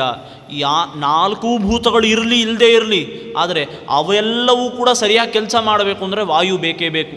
ಅದಕ್ಕೋಸ್ಕರವೇ ಪಂಚಭೂತಗಳಲ್ಲಿ ವಾಯು ಅನ್ನುವಂಥ ಭೂತ ಬಹಳ ವಿಶೇಷ ಅಂತ ಇದಕ್ಕೋಸ್ಕರ ಹೇಳ್ತಾರೆ. ಹೀಗೆ ಎಲ್ಲರೂ ಕೂಡ ಕ್ರಮವಾಗಿ ಒಂದೊಂದು ಭೂತಗಳ ಪರಿಣಾಮವಾಗಿ ಗಂಧವನ್ನು ಭೂತತ್ವದಿಂದ ಅಂದರೆ ಪೃಥಿವಿ ಅನ್ನೋ ತತ್ವದಿಂದ ಗಂಧವನ್ನು, ಜಲತತ್ವದಿಂದ ರಸವನ್ನು, ಅಗ್ನಿತತ್ವದಿಂದ ರೂಪವನ್ನು, ವಾಯುತತ್ವದಿಂದ ಸ್ಪರ್ಶವನ್ನು, ಆಕಾಶದಿಂದ ಶಬ್ದವನ್ನು, ಇವೆಲ್ಲವನ್ನು ಕೂಡ ಈ ಥರವಾಗಿ ಎಲ್ಲರೂ ಗ್ರಹಣ ಮಾಡ್ತಾರೆ. ಇದೆಲ್ಲ ನಿಮಗೆ ಸಾಮಾನ್ಯವಾಗಿ ಗೊತ್ತಿರುತ್ತೆ. ಇದನ್ನು ಇಷ್ಟು ದೊಡ್ಡದಾಗಿ ಯಾಕೆ ಹೇಳಬೇಕಾಗಿತ್ತು ನಿಮ್ಗನ್ಸತ್ತೆ. ಈಗ ಹೇಳ್ತಾರೆ ಭೃಗು ಋಷಿಗಳು, ಯಾರು ಖಂಡಿತ ಎಲ್ಲೂ ಕೇಳಲಿಕ್ಕೆ ಸಾಧ್ಯ ಇಲ್ಲ ಅಂಥ ಅಪೂರ್ವವಾದ ವಿಚಾರವನ್ನು ಈಗ ತೋರಿಸ್ತಾರೆ. ನಾವೆಲ್ಲ ಸಾಮಾನ್ಯವಾಗಿ 2-3 ಕೇಳಿರ್ತೀವಿ. ಏನು? ರುಚಿಯಲ್ಲಿ ಎಷ್ಟು ಪ್ರಭೇದಗಳಿದೆ, ಎಷ್ಟು ಥರದ ರುಚಿ ಇದೆ, ರಸ ಎಷ್ಟಿದೆ, ಉಪ್ಪು, ಹುಳಿ, ಸಿಹಿ, ಖಾರ, ಅದು ಇದು ನಿಜವಾಗ್ಲೂ 6 ಇದೆ. ಇದು ನಮಗೆ ಗೊತ್ತು. ವಾಸನೆ ಎಷ್ಟು ಥರ ಇರುತ್ತೆ, ಒಳ್ಳೆ ವಾಸನೆ, ಕೆಟ್ಟ ವಾಸನೆ ಅಲ್ವಾ? ಇನ್ನು ಸ್ಪರ್ಶ ಎಷ್ಟು ಥರ ಇರ್ಬೋದು, ಬಿಸಿದು, ತಣ್ಣಗಿಂದು, ಬೆಚ್ಚಗಿಂದು, 3. ಈ ಥರ ನಾವು ಸಾಮಾನ್ಯವಾಗಿ ಕೇಳುವಂಥ ವಿಚಾರಗಳಲ್ಲದೆ ಬಹಳ ಅಪೂರ್ವವಾದ ವಿಚಾರಗಳನ್ನು, ಅದರಲ್ಲಿರುವ ಪ್ರಭೇದಗಳನ್ನು ಈಗ ಭೃಗು ಋಷಿಗಳು ತೋರಿಸ್ತಾರೆ. ಪ್ರತಿ ಒಂದೊಂದು ಗುಣದಲ್ಲಿಯೂ ಕೂಡ ಗಂಧದಿಂದ ಶುರು ಮಾಡಿ ಈ 5 ಪ್ರಮುಖ ಗುಣಗಳಿದೆಯಲ್ಲ, ಕಣ್ಣು, ಕಿವಿ, ಮೂಗು, ಬಾಯಿ ಮತ್ತು ಚರ್ಮ ಅನ್ನುವ ಈ 5 ಇಂದ್ರಿಯಗಳಿಂದ ಗ್ರಾಹ್ಯವಾದ ಯಾವ 5 ಗುಣಗಳಿದೆ, ಇದರಲ್ಲಿ ತುಂಬ ಪ್ರಭೇದಗಳಿದೆ. ಅದನ್ನು ಈಗ ಪ್ರಾರಂಭ ಮಾಡ್ತಾ ಇದ್ದಾರೆ. ಗಂಧ ಎಷ್ಟಿದೆ ಹೇಳಿ? ವಾಸನೆ ಎಷ್ಟು ಥರ ಇರುತ್ತೆ? ಒಳ್ಳೆ ವಾಸನೆ, ಕೆಟ್ಟ ವಾಸನೆ ಅಂತ ಎರಡೇ ನಾವು ಅನ್ಕೋತೀವಿ. ನಿಜವಾಗಿ ಹೇಳಬೇಕು ಅಂತಂದರೆ 9 ಥರದ ಗಂಧ ಇದೆಯಂತೆ. 9 ಥರದ ಗಂಧ. ಭಾರಿ ವಿಚಿತ್ರ ಅನಿಸುತ್ತೆ. ಯಾಕೆ? ನಿಮಗೆ 2 ಬಿಟ್ಟು ಯಾವತ್ತಾದರೂ ಬೇರೆ ಅನುಭವ ಬರೋಕ್ಕೆ ಸಾಧ್ಯ ಇದೆಯಾ? ಒಳ್ಳೆಯದು, ಕೆಟ್ಟದು, ಮುಗೀತು. ನಿಮಗೆ ಇವೆರಡನ್ನು ಬಿಟ್ಟು ಇನ್ನೊಂದನ್ನು ಗ್ರಹಣ ಮಾಡಲಿಕ್ಕೂ ಸಾಧ್ಯ ಇಲ್ಲ. ಅದು ಎಲ್ಲಿರುತ್ತೆ ಅಂತ ನಾವು ಅದನ್ನು ರೆಕಗ್ನೈಸ್ ಮಾಡೋದು ದೂರ ಹೋಯಿತು. ಆದರೆ ಅದಕ್ಕೆ ಹೆಸರೇನು, ಅದು ಎಲ್ಲಿರುತ್ತೆ ಅದನ್ನು ಈಗ ತೋರಿಸ್ತಾರೆ ಕ್ರಮವಾಗಿ. ಮೊದಲನೇದ್ದು ಇಷ್ಟವಾದ ಗಂಧ, ಅಂದರೆ ಸುಮಧುರವಾದ ಗಂಧ, ಅಂದರೆ ಒಳ್ಳೆ ವಾಸನೆ. ಒಳ್ಳೆ ವಾಸನೆ ಅನ್ನೋದು ಎಲ್ಲಿರುತ್ತೆ ಗೊತ್ತಾ? ಎಲ್ಲ ಕಡೆಗಿರಲ್ಲ. ಅದು ಎಲ್ಲಿರುತ್ತೆ ಅಂತಂದರೆ ಅನ್ನದ ಪರಿಮಳದಲ್ಲಿ ಒಳ್ಳೆ ವಾಸನೆ ಇರುತ್ತಂತೆ. ಅನ್ನ ಅಂದರೆ ಸಾಮಾನ್ಯವಾಗಿ ತಿನ್ನೋ ಪದಾರ್ಥ ಅಂತ ಅರ್ಥ. ನಾವು ಮಾಡೋ ಅನ್ನ ಅಲ್ಲ, ತಿನ್ನುವ ಪದಾರ್ಥಗಳಲ್ಲಿ ಸಾಮಾನ್ಯವಾಗಿ ಕಾಣುವಂತಹ ಯಾವ ಗಂಧ ಇದೆ ಅದು ಇಷ್ಟಗಂಧ, ಅಂದರೆ ಸುಗಂಧ. ಇನ್ನು ಅಮೇಧ್ಯ, ಯಾವುದು ನಿಷಿದ್ಧವೋ ಅಥವಾ ನಮಗೆ ಯಾವುದು ಮನಸ್ಸಿಗೆ ಖಂಡಿತ ಹಿಡಿಸೋದಿಲ್ವೋ ಅಂಥ ಕಡೆ ಇರುವಂತಹದ್ದು ಅನಿಷ್ಟಗಂಧ. ಇದು 2. ಮೂರನೇದ್ದಾಗಿ ಬೆಲ್ಲ ಮೊದಲಾದ ಸಿಹಿ ಪದಾರ್ಥಗಳಲ್ಲಿ ಇರುವಂತಹ ವಾಸನೆ ಏನಿದೆಯಲ್ಲ ಅದನ್ನು ಮಧುರಗಂಧ ಅಂತ ಕರೀತಾರಂತೆ. ನೀವು ತುಂಬ ಗಮನಿಸಿದರೆ ಮಾತ್ರ ಗೊತ್ತಾಗತ್ತೆ. ಸಾಮಾನ್ಯವಾಗಿ ಇದ್ರದ್ದೆಲ್ಲ ವಾಸನೆ, ಉಪ್ಪಿನ ವಾಸನೆ ಯಾರು ನೋಡ್ತೀರಾ? ಬೆಲ್ಲದ ವಾಸನೆ ಯಾರು ನೋಡ್ತೀರಾ? ಸಾಮಾನ್ಯವಾಗಿ ನೋಡೋಲ್ಲ. ಆದರೆ ನೋಡಿದ್ರೆ ಅಲ್ಲೂ ಒಂದು ವಾಸನೆ ಇದೆ, ಅದಕ್ಕೊಂದು ಹೆಸರಿದೆ ಅಂತ ಇದರಲ್ಲಿ ಗೊತ್ತಾಗುತ್ತೆ. ಬೆಲ್ಲದಲ್ಲಿ ಮಧುರ ಅನ್ನೋ ಗಂಧ ಇದೆ. ಮೆಣಸಿನಕಾಯಿಯಲ್ಲೊಂದು ಗಂಧ ಇದೆ, ಆ ಗಂಧಕ್ಕೆ ಕಟುಗಂಧ ಅಂತ ಹೆಸರು. ಮೆಣಸಿನ್ಕಾಯಿ ವಾಸನೆ ಕೆಟ್ಟದಾಗಿರುತ್ತಾ ಚೆನ್ನಾಗಿರುತ್ತಾ ಹೇಳಿ? ಯಾರು ಹೇಳಿ? ಅದು ಚೆನ್ನಾಗಿರುತ್ತೆ ಕೆಟ್ಟದಾಗಿರುತ್ತಾ? ಅದು ಹೆಂಗೂ ಇರಲ್ಲ, ಅದು ಕಟುವಾಗಿರುತ್ತೆ. ಕಟು ಅಂದರೆ ಖಾರ ಅಂತ ಅರ್ಥ. ಖಾರ ಅನ್ನೋದು ರುಚಿ ಮಾತ್ರ ಅಲ್ಲ, ಖಾರ ಅನ್ನೋದು ವಾಸನೆಯಲ್ಲೂ ಇದೆ. ಅದಕ್ಕೆ ಅದನ್ನೊಂದು ಬೇರೆನೇ ಗಂಧ ಅಂತ ಹೇಳ್ತಾರೆ, ಅದು ಕಟುಗಂಧ. 4 ಆಯಿತು. 5ನೇದ್ದು ಲವಣದಲ್ಲಿ ಇರುವಂತಹದ್ದು, ಅಂದರೆ ಉಪ್ಪಿನಲ್ಲಿರುವಂತಹ ಗಂಧಕ್ಕೆ ನಿರ್ಹಾರಿ ಗಂಧ ಅಂತ ಕರೀತಾರೆ. ಅಂದರೆ ಅದರಲ್ಲಿ ನಿಮಗೆ ನಿಜವಾಗ್ಲೂ ಗೊತ್ತಾಗಲ್ಲ. ಎಷ್ಟೇ ಮೂಗಿನ ಒಳಗೆ ತುರುಕೊಂಡ್ರೂ ಉಪ್ಪಲ್ಲಿರುವ ಗಂಧ ನಮಗೆ ಅನುಭವಕ್ಕೆ ಬರದೇ ಇರ್ಬೋದು, ಅದರಲ್ಲೊಂದು ಗಂಧ ಇದೆ, ಅದಕ್ಕೆ ನಿರ್ಹಾರಿ ಗಂಧ ಅಂತ ಹೆಸರು. ಇನ್ನು ಸಕ್ಕರೆ ಮೊದಲಾದ ಬೇರೆದಕ್ಕೆ ಮಿಶ್ರಣ ಮಾಡುವಂತಹ ಪದಾರ್ಥಗಳೇನಿರುತ್ತೆ ಅದರಲ್ಲಿರುವಂತಹ ಗಂಧಕ್ಕೆ ಸಂಹತ ಗಂಧ ಅನ್ನುವಂತಹ ಹೆಸರಿದೆ. ಇನ್ನು ಚಂದನಾದಿಗಳಲ್ಲಿರುವಂತಹ ಗಂಧ, ಈಗ ನಾನು ಹಿಂದೊಂದು ಹೇಳಿದೆ, ತಿನ್ನೋ ಪದಾರ್ಥದಲ್ಲಿರುವ ಗಂಧಕ್ಕೆ ಇಷ್ಟಗಂಧ ಅಂತ. ಅಂದರೆ ಈಗ ಪರ್ಫ್ಯೂಮ್ಸು, ಡಿಯೋಡರೆಂಟ್ಸು ಅದರಲ್ಲಿರುವ ವಾಸನೆಗೆ ಏನಂತಾರೆ? ಅದು ಇಷ್ಟ ಆಗಲ್ವಾ? ಎಲ್ರಿಗೂ ಚೆನ್ನಾಗೇ ಇದೆ ಅನಿಸುತ್ತಲ್ಲ. ಸುಗಂಧಗಳು, ಹಾಕ್ಕೊಳ್ಳೋ ಸುಗಂಧ, ಅದಕ್ಕೇನು ಕರೀತಾರೆ ಅಂದರೆ ಅದು ಬೇರೆ, ಅದು ಸುಗಂಧ ಅಂತ ನಾವು ಕರಿತೀವಿ, ಶಾಸ್ತ್ರ ಕರಿಯಲ್ಲ. ಸುಗಂಧ, ಇಷ್ಟಗಂಧ, ಅದು ತಿನ್ನೋದ್ರಲ್ಲಿರೋದು ಮಾತ್ರ ಇಷ್ಟಗಂಧ. ಇದ್ರ ಹೆಸರು ಸ್ನಿಗ್ಧಗಂಧ ಅಂತ. ಚಂದನ, ಗಂಧ ಅಂದರೆ ಗಂಧದ ಮರ, ನಾವು ಹಾಕ್ಕೊಳ್ಳುವಂಥ ಬೇರೆ ಬೇರೆ ಸುಗಂಧ ದ್ರವ್ಯಗಳು, ಬೇರೆ ಕಡೆಯಿಂದ ನಾವು ಮೈಮೇಲೆ ಹಾಕ್ಕೊಳ್ಳುವಂತಹ ಯಾವುದೇ ಗಂಧಗಳಿಗೆ ಇಷ್ಟಗಂಧ ಅಂತ ಕರೆಯಲ್ಲ, ಅದರ ಹೆಸರು ಸ್ನಿಗ್ಧಗಂಧ ಅಂತ. ಇನ್ನು ಹೂವಿನಲ್ಲಿರುವ ವಾಸನೆ ಇದೆಯಲ್ಲ, ಅದು ಬೇರೆ. ಹೂವಿನಲ್ಲಿರುವ ವಾಸನೆಗೆ ವಿಷದ ಗಂಧ ಅಂತ ಹೆಸರು. ಇನ್ನು ಕೊನೆಯದಾಗಿ ಉಳ್ಕೊಂಡಿರೋದು ಈ ಸಾಸಿವೆ, ಜೀರಿಗೆ, ಮೆಣಸು, ಲವಂಗ ಇಂತಹ ಮಸಾಲೆ ಪದಾರ್ಥಗಳು. ಮಸಾಲೆ ಪದಾರ್ಥಗಳಲ್ಲಿ ಒಂದು ವಾಸನೆ ಇದೆ, ಇದು ಎಲ್ರಿಗೂ ಚೆನ್ನಾಗೇ ಗೊತ್ತಿರುತ್ತೆ ಅಲ್ವಾ. ಚಕ್ಕೆ, ಏಲಕ್ಕಿ, ಲವಂಗ ಒಂದ್ಸಲಿ ಹತ್ತಿರ ತೊಗೊಂಡೋದ್ರೆ ಹೊಡೆಯತ್ತೆ ಮುಖಕ್ಕೆ. ಅದಕ್ಕೊಂದು ಬೇರೆ ಹೆಸರಿದೆ, ಅದರ ಹೆಸರು ರೂಕ್ಷಗಂಧ ಅಂತ. ಹಾಗಾದರೆ ನೋಡಿ, ಇಷ್ಟು ಪ್ರಭೇದಗಳಿದೆ ಗಂಧದಲ್ಲಿ. 9 ಪ್ರಭೇದಗಳಿದೆ. ಮನೆ ಹೆಣ್ಮಕ್ಳಿಗಂತೂ ಇದು ಖಂಡಿತ ಅರ್ಥ ಆಗಿರಬೇಕು. ಅಡುಗೆ ಮನೆಗೆ ಸಂಬಂಧಪಟ್ಟಿರೋದು ಇವೆಲ್ಲವೂ ಕೂಡ ಬಹುಪಾಲು ಗಂಧದಲ್ಲಿ 9 ಪ್ರಭೇದಗಳಿದೆ. 2 ಅಲ್ಲ, ಒಳ್ಳೆಯದು ಕೆಟ್ಟದು ಅಲ್ಲ, 9 ಇದೆ. 9 ಪ್ರಭೇದವನ್ನು ಒಳಗೊಂಡಂತಹ ಗಂಧ ಪೃಥಿವಿಯ ಗುಣ. ಈ ಪೃಥಿವಿಯಲ್ಲಿ ಗಂಧ ಮಾತ್ರ ಇರೋದಲ್ಲ, ಪೃಥಿವಿಯಲ್ಲಿ ಎಲ್ಲ ಗುಣಗಳಿರುತ್ತೆ. ಪೃಥಿವಿಯಲ್ಲಿ ಸ್ಪರ್ಶನೂ ಇರುತ್ತೆ, ಪೃಥಿವಿಯಲ್ಲಿ ಶಬ್ದ ಇರುತ್ತೆ, ಎಲ್ಲನೂ ಇರುತ್ತೆ. ಅದು ಕೊನೆಯದ್ರಲ್ಲಿ ಹಿಂದಿಂದ ಎಲ್ಲ ಸೇರ್ಕೊಂಬಂದಿರುತ್ತೆ. ಮುಂದಿಂದರಲ್ಲಿ ಹೋಗ್ತಾ ಹೋಗ್ತಾ ಒಂದೊಂದೇ ಮೈನಸ್ ಆಗುತ್ತೆ. ಪೃಥ್ವಿ ಹಿಂದೆ ಬರೋದು ಆಕಾಶ, ವಾಯು, ತೇಜಸ್, ಅಪ್, ಪೃಥಿವಿ. ಇದು ಆರ್ಡರ್, ಹುಟ್ಟಿದ ಆರ್ಡರ್ ಇದು. ಇದರಲ್ಲಿ ಪೃಥ್ವಿಯಲ್ಲಿ ಎಲ್ಲನೂ ಇದ್ದರೆ ಜಲದಲ್ಲಿ ಗಂಧ ಬಿಟ್ಟು ಇನ್ನೆಲ್ಲ ಇರುತ್ತೆ. ನೀರಲ್ಲಿ ಯಾವುದೇ ವಾಸನೆ ಇರಲ್ಲ. ಬೇರೆ ಏನೋ ಸೇರಿಕೊಂಡ್ರೆ ನೀರಲ್ಲಿ ವಾಸನೆ ಬರುತ್ತೆ ಹೊರತು ಸ್ವಾಭಾವಿಕವಾಗಿ ನೀರಿನಲ್ಲಿ ಯಾವುದೇ ಗಂಧ ಇರೋದಿಲ್ಲ. ನೀರಿನ ಗುಣ ಯಾವುದು? ನೀರಿನ ಗುಣ ರಸ. ರಸದ ಪ್ರಭೇದವನ್ನು ಈಗ ಹೇಳ್ತಾರೆ. ಇದು ಸಾಮಾನ್ಯವಾಗಿ ನಮ್ಮೆಲ್ರಿಗೂ ಕೂಡ ಗೊತ್ತಿರುವಂಥದ್ದು. ಮಧುರ, ಆಮ್ಲ, ಲವಣ, ಕಟು, ಕಷಾಯ, ತಿಕ್ತ. ಮಧುರ ಅಂದರೆ ಸಿಹಿಯಾದಂತಹ ರುಚಿ, ಆಮ್ಲ ಅಂದರೆ ಹುಳಿ, ಲವಣ ಅಂದರೆ ಉಪ್ಪಿನ ರುಚಿ, ಕಟು ಅಂದರೆ ಖಾರ, ಕಷಾಯ ಅಂದರೆ ಒಗರು, ಮತ್ತು ತಿಕ್ತ ಅಂತಂದರೆ ಅದು ಒಂದು ವಿಚಿತ್ರವಾದಂಥದ್ದು. ಎಂಥದ್ದು ಅಂತ ಹೇಳಲಿಕ್ಕೆ ಸಾಧ್ಯ ಇಲ್ಲ. ನೋಡಿ, ಒಗರು ಬೇರೆ. ನೀವು ಯಾವತ್ತಾದರೂ ಒಂದು ಪ್ರಯತ್ನ ಮಾಡಿ ನೋಡೋದು ಬೇಡ, ಸುಮ್ಮನೆ ಹೇಳ್ತೀನಿ, ನಾನು ಈ ರುಚಿ ನೋಡಿದ್ದೀನಿ. ತುಕ್ಕಿಡ್ದಿರೋ ಕಬ್ಬಣದಲ್ಲಿ ಒಂದು ಎಳ್ಳೀರು ಓಪನ್ ಮಾಡ್ಕೊಂಡು ಕುಡೀರಿ, ಆಗ ಗೊತ್ತಾಗುತ್ತೆ ತಿಕ್ತ ಅಂದರೆ ಏನು ಅಂತ. ಅಷ್ಟು ಕೆಟ್ಟ ರುಚಿ ಅದು. ಏನು ರುಚಿ ಅಂತ ಹೇಳಕ್ಕೆ ಸಾಧ್ಯ ಇಲ್ಲ. ತುಕ್ಕಿಡ್ದಿರೋ ಕಬ್ಬಣನ ಎಳ್ಳೀರಲ್ಲಿ ಅದ್ದಿದಾಗ ಅದರಲ್ಲೊಂದು ಬೇರೆ ರುಚಿ ಬಂದುಬಿಡುತ್ತೆ, ಅದೊಂದು ಬೇರೆದು. ಈ ಥರ 6 ರುಚಿಗಳು ರುಚಿಯಲ್ಲಿ ಇರುತ್ತೆ, 6 ಪ್ರಭೇದ ರಸದಲ್ಲಿ ಇದೆ. 3ನೇದ್ದು ಸ್ಪರ್ಶ. ಸ್ಪರ್ಶದಲ್ಲಿ ಎಷ್ಟು ಪ್ರಭೇದಗಳಿದೆ? ಸ್ಪರ್ಶ ಅಲ್ಲ, 3ನೇದಾಗಿ ರೂಪವನ್ನು ಹೇಳ್ತಾ ಇದ್ದಾರೆ. ರೂಪದಲ್ಲಿ ನಾವು ಸಾಮಾನ್ಯವಾಗಿ ಅಂದ್ಕೊಳ್ಳುವಂತಹದ್ದು 6 ಅಥವಾ 7 ಇದೆ ಅಂತ. ಯಾವುದು ರೂಪಗಳು ಅಂತಂದರೆ ಬಣ್ಣಗಳು ಅಲ್ವಾ. ಬಣ್ಣಗಳು ಅಂದರೆ ಯಾವ್ಯಾವುದು? ಬಣ್ಣದಲ್ಲಿ ಸಾಮಾನ್ಯವಾಗಿ ಶುಕ್ಲ, ಪೀತ, ನೀಲ, ರಕ್ತ, ಹರಿತ, ಕಪಿಶ ಅಥವಾ ಕಪಿಲ ಅಂತ 6 ಪ್ರಭೇದ ಇದೆ. ಚಿತ್ರಬಣ್ಣ ಅಂತ ಯಾವುದೂ ಇರಲ್ಲ. ಮಿಕ್ಸ್ ಕಲರ್ ಅನ್ನೋದೊಂದು ಪ್ರತ್ಯೇಕ ಅಲ್ಲ, ಎಲ್ಲ ಸೇರೇ ಮಿಕ್ಸ್ ಆಗಿರುತ್ತಲ್ವ. ಮಿಕ್ಸ್ ಕಲರ್ ಅಂತ ಇರಲ್ಲ, ಇರೋದು 6. ಯಾವ್ಯಾವುದು? ಬಿಳಿ, ಕಪ್ಪು, ಕೆಂಪು, ನೀಲಿ, ಹಳದಿ, ಅರುಣ ಅಂದರೆ ಕಂದು ಬಣ್ಣ. 6 ಬಣ್ಣ ಇರೋದು. ಇದು ನಮಗೆ ಗೊತ್ತಿಲ್ಲದೆ ಇರೋ ವಿಚಾರ ಈಗ ಹೇಳ್ತಾರೆ. ಬಣ್ಣಗಳಿಗೆ ಬರೀ ಬಣ್ಣದ ಪ್ರಭೇದ ಮಾತ್ರ ಅಲ್ಲ, ಬಣ್ಣಕ್ಕೊಂದು ಶೇಪ್ ಕೂಡ ಇರುತ್ತೆ, ಆಕಾರ. ರೂಪಗಳಲ್ಲಿ ಒಂದು ಆಕಾರ ಇದೆ, ಒಂದಲ್ಲ 6 ಆಕಾರ ಇದೆ. ಯಾವ್ಯಾವುದು ಅಂದರೆ, ಮೊದಲನೇದಾಗಿ ಹ್ರಸ್ವ ವಸ್ತುವಿನಲ್ಲಿ ಹ್ರಸ್ವ ರೂಪ ಇರುತ್ತೆ. ಅಂದರೆ ಚಿಕ್ಕದಾದದ್ರಲ್ಲಿ ಚಿಕ್ಕ ರೂಪ. ಚಿಕ್ಕ ರೂಪ ಅನ್ನೋದು ದೊಡ್ಡದ್ರಲ್ಲಿರಲ್ಲ, ಇದ್ರೆ ಚಿಕ್ಕದ್ರಲ್ಲೇ ಇರುತ್ತೆ. ಅದಕ್ಕೆ ಅದೊಂದು ಬೇರೆಯೇ ರೂಪ, ಹ್ರಸ್ವ ರೂಪ. 2ನೇದ್ದು ದೀರ್ಘ ರೂಪ, ಅಂದರೆ ದೊಡ್ಡದಾದದ್ರಲ್ಲಿ ಇರೋದು ದೀರ್ಘ ರೂಪ. 3ನೇದ್ದು ಸ್ಥೂಲ ರೂಪ.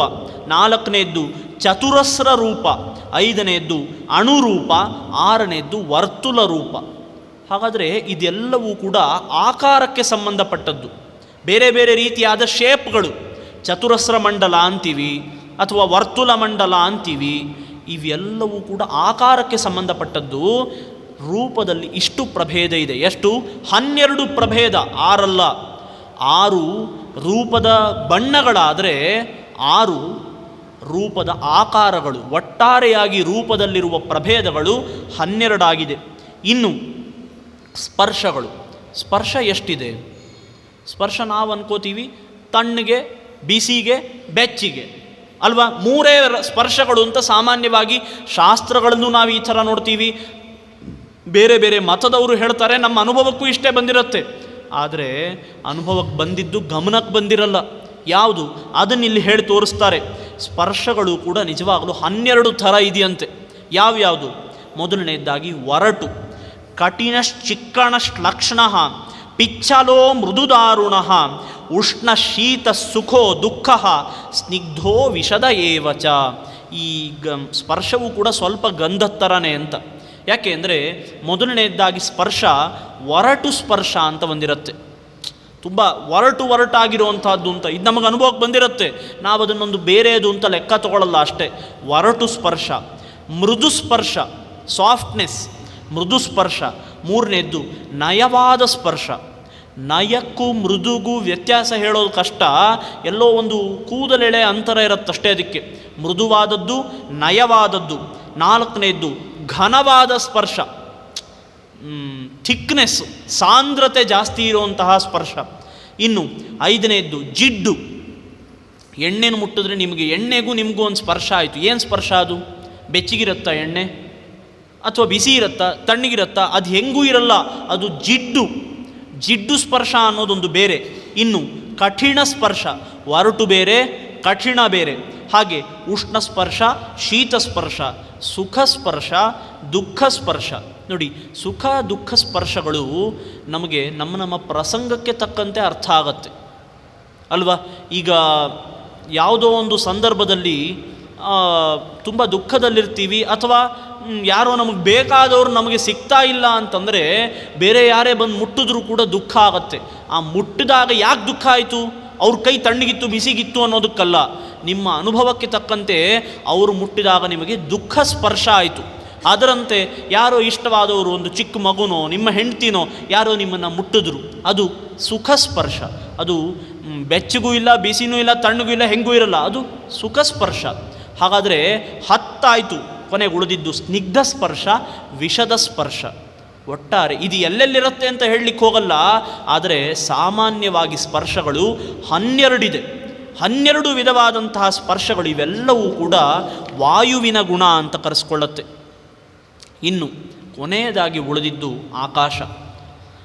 ಇದು ಯಾಕೆ ಈ ಆರ್ಡ್ರಲ್ಲಿ ಹೇಳ್ತಾ ಇದ್ದಾರೆ ಅಂದರೆ, ಹಿಂದಿಂದ ಆಕಾಶದಿಂದ ಹುಟ್ಟುತ್ತಾ ಬಂತು. ಅದಕ್ಕೇನು ಮಾಡಿದ್ರು? ಪೃಥ್ವಿಯಿಂದ ಗುಣಗಳನ್ನು ಹೇಳ್ತಾ ಹೋದರು. ಒಂದು ಆರೋಹಣ ಕ್ರಮ, ಇನ್ನೊಂದು ಅವರೋಹಣ ಕ್ರಮ ಅನ್ನುವಂತೆ ಕೊನೆಯದ್ದಾಗಿ ಆಕಾಶದ ಗುಣವಾದ ಶಬ್ದದ ಬಗ್ಗೆ ಹೇಳ್ತಾರೆ. ಶಬ್ದ ಎಷ್ಟು ಥರ ಇದೆ? ಶಬ್ದ 7 ಥರ ಇದೆ. ಯಾವ್ಯಾವುದು ಅಂದರೆ ಷಡ್ಜ, ಋಷಭ, ಗಾಂಧಾರ, ಮಧ್ಯಮ, ಪಂಚಮ, ದೈವತ, ನಿಷಾದ ಅನ್ನುವಂತಹ 7 ಪ್ರಭೇದಗಳಿದೆ. ಇದು ಸಾಮಾನ್ಯವಾಗಿ ಇದರಲ್ಲಿ ಬರೋವಂಥದ್ದೆಲ್ಲ ಸಂಗೀತಕ್ಕೆ ಸಂಬಂಧಪಡುತ್ತೆ. ಸಂಗೀತದಲ್ಲಿ ನೀವು ಈ 7 ಪ್ರಭೇದವನ್ನು ಕೂಡ ಕೇಳ್ಬೋದು. ಅದು ತುಂಬ ಪಂಡಿತನಾದಂಥವನು ಮಾತ್ರ ಇದನ್ನು ತೋರಿಸ್ಲಿಕ್ಕೆ ಸಾಧ್ಯ.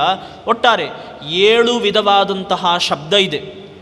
ಈ 7ರಲ್ಲಿ ನಾವು ಮಾತಾಡೋದು ಎಲ್ಲೋ ಹಿಂಗೆ ಬಡದೆ, ಇನ್ನೊಂದೆಲ್ಲೋ ಒಂದು ಜೋರದಲ್ಲಿ ಏನೋ ಯಾರೋ ಕೂತ್ಕೊಂಡ್ರು, ಇದೆಲ್ಲ ಎಲ್ಲಿಗೆ ಸೇರ್ಕೊಳ್ಳುತ್ತೆ ಅಂದರೆ ಇದೆಲ್ಲ 7ರಲ್ಲೇ ಸೇರ್ಕೊಳ್ಳುತ್ತೆ. ನಾವು ಯಾವ ಥರ ಶಬ್ದ ಮಾಡ್ತೀವಿ ಆ ಥರ ಆ ಲಿಸ್ಟಲ್ಲಿ ಅದು ಹೋಗಿ ಸೇರ್ಕೊಳ್ಳುತ್ತೆ. ಅಂದರೆ ಸಾಮಾನ್ಯವಾಗಿ ಮಧ್ಯಮ ಅಂದರೆ ಯಾವುದೋ ಒಂದು ಮೀಡಿಯಮ್ ವಾಯ್ಸಲ್ಲಿ ನಾವು ಮಾತಾಡ್ತಾ ಇದ್ದೀವಿ ಅಂದರೆ ಅದು ಮಧ್ಯಮದಲ್ಲೇ ಹೋಗಿ ಸೇರ್ಕೊಳ್ಳುತ್ತೆ. ಈ ಥರ ನಮ್ಮ ಮಾತುಕತೆ ಆಗಲಿ, ಯಾವುದೋ ಒಂದು ಗಂಟೆ ಹೊಡೆದ್ವಿ ಅಥವಾ ಎಲ್ಲೋ ಒಂದು ಚಂಡೆ ಹೊಡೆದ್ವಿ, ಯಾವುದೋ ಬೇರೆ ಬೇರೆ ವಿಧವಾದಂತಹ ವಾದ್ಯಗಳಿಂದ ಬರುವಂತಹ ಶಬ್ದವೂ ಕೂಡ ಈ 7ರಲ್ಲೇ ಸೇರ್ಕೊಳ್ಳುತ್ತೆ. ಹಾಗಾದರೆ 7 ವಿಧವಾದಂತಹ ಶಬ್ದಗಳಿದೆ. ಪ್ರತಿಯೊಂದರಲ್ಲೂ ಇಷ್ಟು ಪ್ರಭೇದಗಳಿದೆ. ಪಂಚಭೂತಗಳಿಗೆ ಪಂಚಗುಣಗಳಿದೆ. ಒಂದೊಂದು ಗುಣಕ್ಕೆ ಇಷ್ಟು ಪ್ರಭೇದಗಳಿದೆ. ಇಷ್ಟೆಲ್ಲವೂ ಕೂಡ ಒಬ್ಬ ಮನುಷ್ಯ ತನ್ನ ಜೀವನದಲ್ಲಿ ಕಾಣ್ತಾನೆ. ಇವೆಲ್ಲವನ್ನು ಜೀವನದಲ್ಲಿ ಕಾಣ್ತಾನೆ. ಇವೆಲ್ಲವುಗಳ ಅನುಭವವನ್ನು ತನ್ನ ದೇಹದಲ್ಲಿ ಪಡೀತಾನೆ. ಹಾಗಾದರೆ ಪರಮಾತ್ಮ ನಮಗೆ ಏನು ಕೊಟ್ಟಿದ್ದಾನೆ ಅಂತ ನೀವು ಇದನ್ನು ನೋಡಿದಾಗ ಅರ್ಥ ಮಾಡ್ಕೊಳ್ಬೇಕು. ಪಂಚಭೂತಗಳು ನಮ್ಮ ದೇಹದಲ್ಲಿದೆ. ಪಂಚಭೂತಗಳ ಗುಣವಾದಂಥ ಶಬ್ದಸ್ಪರ್ಶ ರೂಪರಸಗಳನ್ನು ಗ್ರಹಣ ಮಾಡಲಿಕ್ಕೆ ಈ ಇಂದ್ರಿಯಗಳಿದೆ. ನಾವು ಗ್ರಹಣ ಮಾಡಿದ್ವಿ, ಇಲ್ಲಿಗೆ ಮುಗೀತಾ? ಇದೆಲ್ಲವನ್ನು ಹೇಳೋದ್ರ ಉದ್ದೇಶ ಭಗವಂತನ ಮಹತ್ವವನ್ನು ತಿಳಿಸೋದು. ನೋಡಿ, ಒಂದೊಂದು ಗುಣಗಳಿಗೆ ಸಂಬಂಧಪಟ್ಟಂತೆ ಎಷ್ಟು ಪ್ರಭೇದಗಳಿದ್ದು ಅವೆಲ್ಲವುಗಳ ಅನುಭವ ನಮಗೆ ಭಗವಂತ ಕೊಡ್ತಾ ಇದ್ದಾನೆ ಅಂದರೆ ಈ ಕೊಟ್ಟಿರೋ ಇಂದ್ರಿಯಗಳು ಎಷ್ಟು ಪ್ರಬಲವಾಗಿರಬೇಕು. ಅವುಗಳಲ್ಲಿನ ವ್ಯತ್ಯಾಸವನ್ನು ಗುರುತಿಸಬೇಕು ಅಂದರೆ ಎಷ್ಟು ಚುರುಕಾಗಿರಬೇಕು ನಮ್ಮ ಇಂದ್ರಿಯಗಳು, ಭಗವಂತ ನಮಗೆ ಮಾಡಿದ ಉಪಕಾರ ಎಷ್ಟು ದೊಡ್ಡದು ಅನ್ನೋದನ್ನು ನಾವು ಇದರಿಂದ ಅರ್ಥ ಮಾಡಿಕೊಳ್ಬೇಕು. ಹಾಗಾಗಿ ಇಷ್ಟೆಲ್ಲವನ್ನು ಭಗವಂತ ನಮಗೋಸ್ಕರ ಅಂತ ಭೂಮಿಯಲ್ಲಿ ಸೃಷ್ಟಿ ಮಾಡಿ ಕೊಡ್ತಾ ಇದ್ದಾನೆ. ಇದು ಕೇವಲ ಸಾಮಾನ್ಯವಾಗಿ ಮನುಷ್ಯರಿಗೆ ಅಂತ ಅಲ್ಲ, ಎಲ್ಲ ಪ್ರಾಣಿಗಳಿಗೂ ಕೂಡ ಬಹುಪಾಲು ಇವೆಲ್ಲವುಗಳ ಅನುಭವ ಆಗುತ್ತೆ. ಕೆಲವೊಂದು ಪ್ರಾಣಿಗಳಿಗೆ ಇವಾಗ ಕಿವಿ ಇರಲ್ಲ, ಮೂಗಿರಲ್ಲ. ಕಿವಿ ಮೂಗು ಇಲ್ಲ ಅಂದರೆ ಅದು ಕೇಳಿಸ್ಕೊಳ್ಳಲ್ಲ, ಉಸಿರಾಡಲ್ಲ ಅಂತ ಅರ್ಥ ಅಲ್ಲ. ಆ ಕೆಲಸ ಇನ್ನೊಂದು ಇಂದ್ರಿಯ ಮಾಡ್ತಾ ಇರುತ್ತೆ. ನಮ್ಮ ಥರ ತುಂಬ ಸೂಕ್ಷ್ಮವಾಗಿ ವ್ಯತ್ಯಾಸ ಗೊತ್ತಾಗದೇ ಇರ್ಬೋದು, ಆದರೆ ಕೇಳೋದು ಕೇಳಿಸ್ಕೊಳ್ಳುತ್ತಲ್ವ. ಕಿವಿ ಹಾವಿಗಿರಲ್ಲ ಅಂತಾರೆ, ಹಾವಿಗೆ ಕಿವಿ ಇರಲ್ಲ ಅಂತಾರೆ, ಅದಕ್ಕೇನು ಕೇಳಿಸಲ್ವಾ? ಕಾಲಿರಲ್ಲ ಅಂತಾರೆ, ಓಡಾಡಲ್ವಾ? ಯಾವ ಇಂದ್ರಿಯ ಇಲ್ಲದೇ ಇದ್ದರೂ ಆ ಕೆಲಸ ಇನ್ನೊಂದಕ್ಕಾರು ಮಾಡೋ ಶಕ್ತಿ ಕೊಟ್ಟಿರ್ತಾನೆ. ಈ ಎಲ್ಲ ಗುಣಗಳನ್ನು ಗ್ರಹಿಸುವ ಶಕ್ತಿ ಸಾಮಾನ್ಯವಾಗಿ ಎಲ್ಲ ಪ್ರಾಣಿಗಳಿಗೆ, ಮನುಷ್ಯರಿಗೆ ಎಲ್ಲರಿಗೂ ಕೂಡ ಇದ್ದೇ ಇರ್ತವೆ. ಇಂತಹ ಭಗವಂತನ ಸೃಷ್ಟಿಯಿಂದ ನಾವು ಅರ್ಥ ಮಾಡ್ಕೋಬೇಕಾಗಿರುವಂಥದ್ದು ಅವನ ಸೃಷ್ಟಿ ಎಷ್ಟು ಅದ್ಭುತವಾಗಿದೆ, ಇದರಿಂದ ಅವನ ಮಹತ್ವವನ್ನು ತಿಳಿಯಬೇಕು. ಇಷ್ಟು ವಿಸ್ತೃತವಾದಂತಹ ಪ್ರಪಂಚ, ಈ ಎಲ್ಲ ಪ್ರಪಂಚವನ್ನು ಪಂಚಭೂತಗಳಿಂದಲೇ ಮಾಡ್ದ. ಪಂಚಭೂತಗಳಿಗೆ ಒಂದೊಂದೇ ಗುಣ ಕೊಟ್ಟ, ಆ ಒಂದರಲ್ಲಿ ಇಷ್ಟು ಪ್ರಭೇದ ಇಟ್ಟ. ಹಾಗಾಗಿ ಇಷ್ಟು ಅದ್ಭುತವಾದಂಥದ್ದು ಪರಮಾತ್ಮನ ಮಹಿಮೆ ಅನ್ನೋದನ್ನು ನಾವು ಅರ್ಥ ಮಾಡ್ಕೋಬೇಕು ಅನ್ನುವಂಥ ಮಾತಿನ ಮೂಲಕ 10ನೇ ಅಧ್ಯಾಯ ಅನ್ನುವಂಥದ್ದು ಮುಗಿದಾಗತ್ತೆ. ಹಾಗಾದರೆ ಇದ್ರ ಮೇಲೆ ಭರದ್ವಾಜರು ಒಂದು ಪ್ರಶ್ನೆ ಮಾಡ್ತಾರೆ. ಅಲ್ಲ ಸ್ವಾಮಿ, ಈಗ ದೇಹ ಪೃಥ್ವಿಯಿಂದ ಆಗತ್ತೆ, ಸರಿ. ಪೃಥ್ವಿಯಿಂದ ಆಗೋ ದೇಹಕ್ಕೆ ಅತ್ಯಂತ ಪ್ರಮುಖವಾದಂತಹ ಭೂತ ಯಾವುದು? ಈಗ ಪಂಚಭೂತಗಳು ಬೇಕೇ ಬೇಕು, ಇಲ್ಲ ಅನ್ನಲ್ಲ. 5ರಲ್ಲಿ ಯಾವುದು ಇಂಪಾರ್ಟೆಂಟು? ಇಂಥ ಪ್ರಶ್ನೆ ಕೇಳಿದ್ರೆ ಯಾರಿಗೂ ಉತ್ತರ ಹೇಳೋಕ್ಕಾಗತ್ತೆ ಹೇಳಿ? ಪಂಚಭೂತಗಳಲ್ಲಿ ಇಂಪಾರ್ಟೆಂಟ್ ಯಾವುದು? ಈಗಾಗಲೇ ಹಿಂದೆ ಹೇಳಿದಂತೆ ಒಂದಿರಲಿಲ್ಲ ಅಂದರೆ ಇನ್ನೊಂದು ಕೆಲಸ ಮಾಡಲ್ಲ ಅಂತ ತೀರ್ಮಾನ. ಯಾವುದೇ ಒಂದು ಭೂತ ಸರಿಯಾಗಿ ಫಂಕ್ಷನ್ ಆಗ್ತಾ ಇಲ್ಲ ಅಂದರೆ ಉಳಿದುದು ನಿಷ್ಕ್ರಿಯ ಆಗುತ್ತೆ, ವ್ಯಕ್ತಿ ಸತ್ತೋಗ್ತಾನೆ. ಈಗ ಯಾವ ಭೂತ ಪಂಚಭೂತಗಳಲ್ಲಿ ಗ್ರೇಟ್, ಯಾವುದು ನಿಜವಾಗಲೂ ಇಂಪಾರ್ಟೆಂಟ್ ಹೇಳಿ? ಇಂಥ ಪ್ರಶ್ನೆ ಕೇಳ್ತಾರೆ ಭರದ್ವಾಜರು. ನಿಜವಾಗಿ ಪಂಚಭೂತಗಳಲ್ಲಿ ದೇಹಕ್ಕೆ ಅತ್ಯಗತ್ಯವಾದಂಥ ಭೂತ ಯಾವುದು? ಎಲ್ಲನೂ ಬೇಕು ಸರಿ, ಆದರೆ ಇದೇ ಇಂಪಾರ್ಟೆಂಟು ಅಂತ ಯಾವುದಾಗತ್ತೆ ಹೇಳಿ ನೋಡೋಣ. ಇಂಥ ಪ್ರಶ್ನೆ ಮಾಡಿದ್ರೆ ಭರದ್ವಾಜ, ನೀವು ಸ್ವಲ್ಪ ಈ ಪ್ರಶ್ನೆನ ವಿಚಾರ ಮಾಡಬೇಕು. ಈ ಪ್ರಶ್ನೆಗೆ ಏನೂ ಉತ್ತರ ಹೇಳೋಕ್ಕಾಗಲ್ಲ ನಿಜವಾಗ್ಲೂ ಹೇಳಬೇಕು ಅಂದರೆ. ಯಾಕೆ? ಎಲ್ಲದಕ್ಕೂ ಅದರದ್ದೇ ಆದ ಪ್ರತ್ಯೇಕ ಸಿಗ್ನಿಫಿಕೆನ್ಸ್ ಇರುತ್ತಲ್ವ.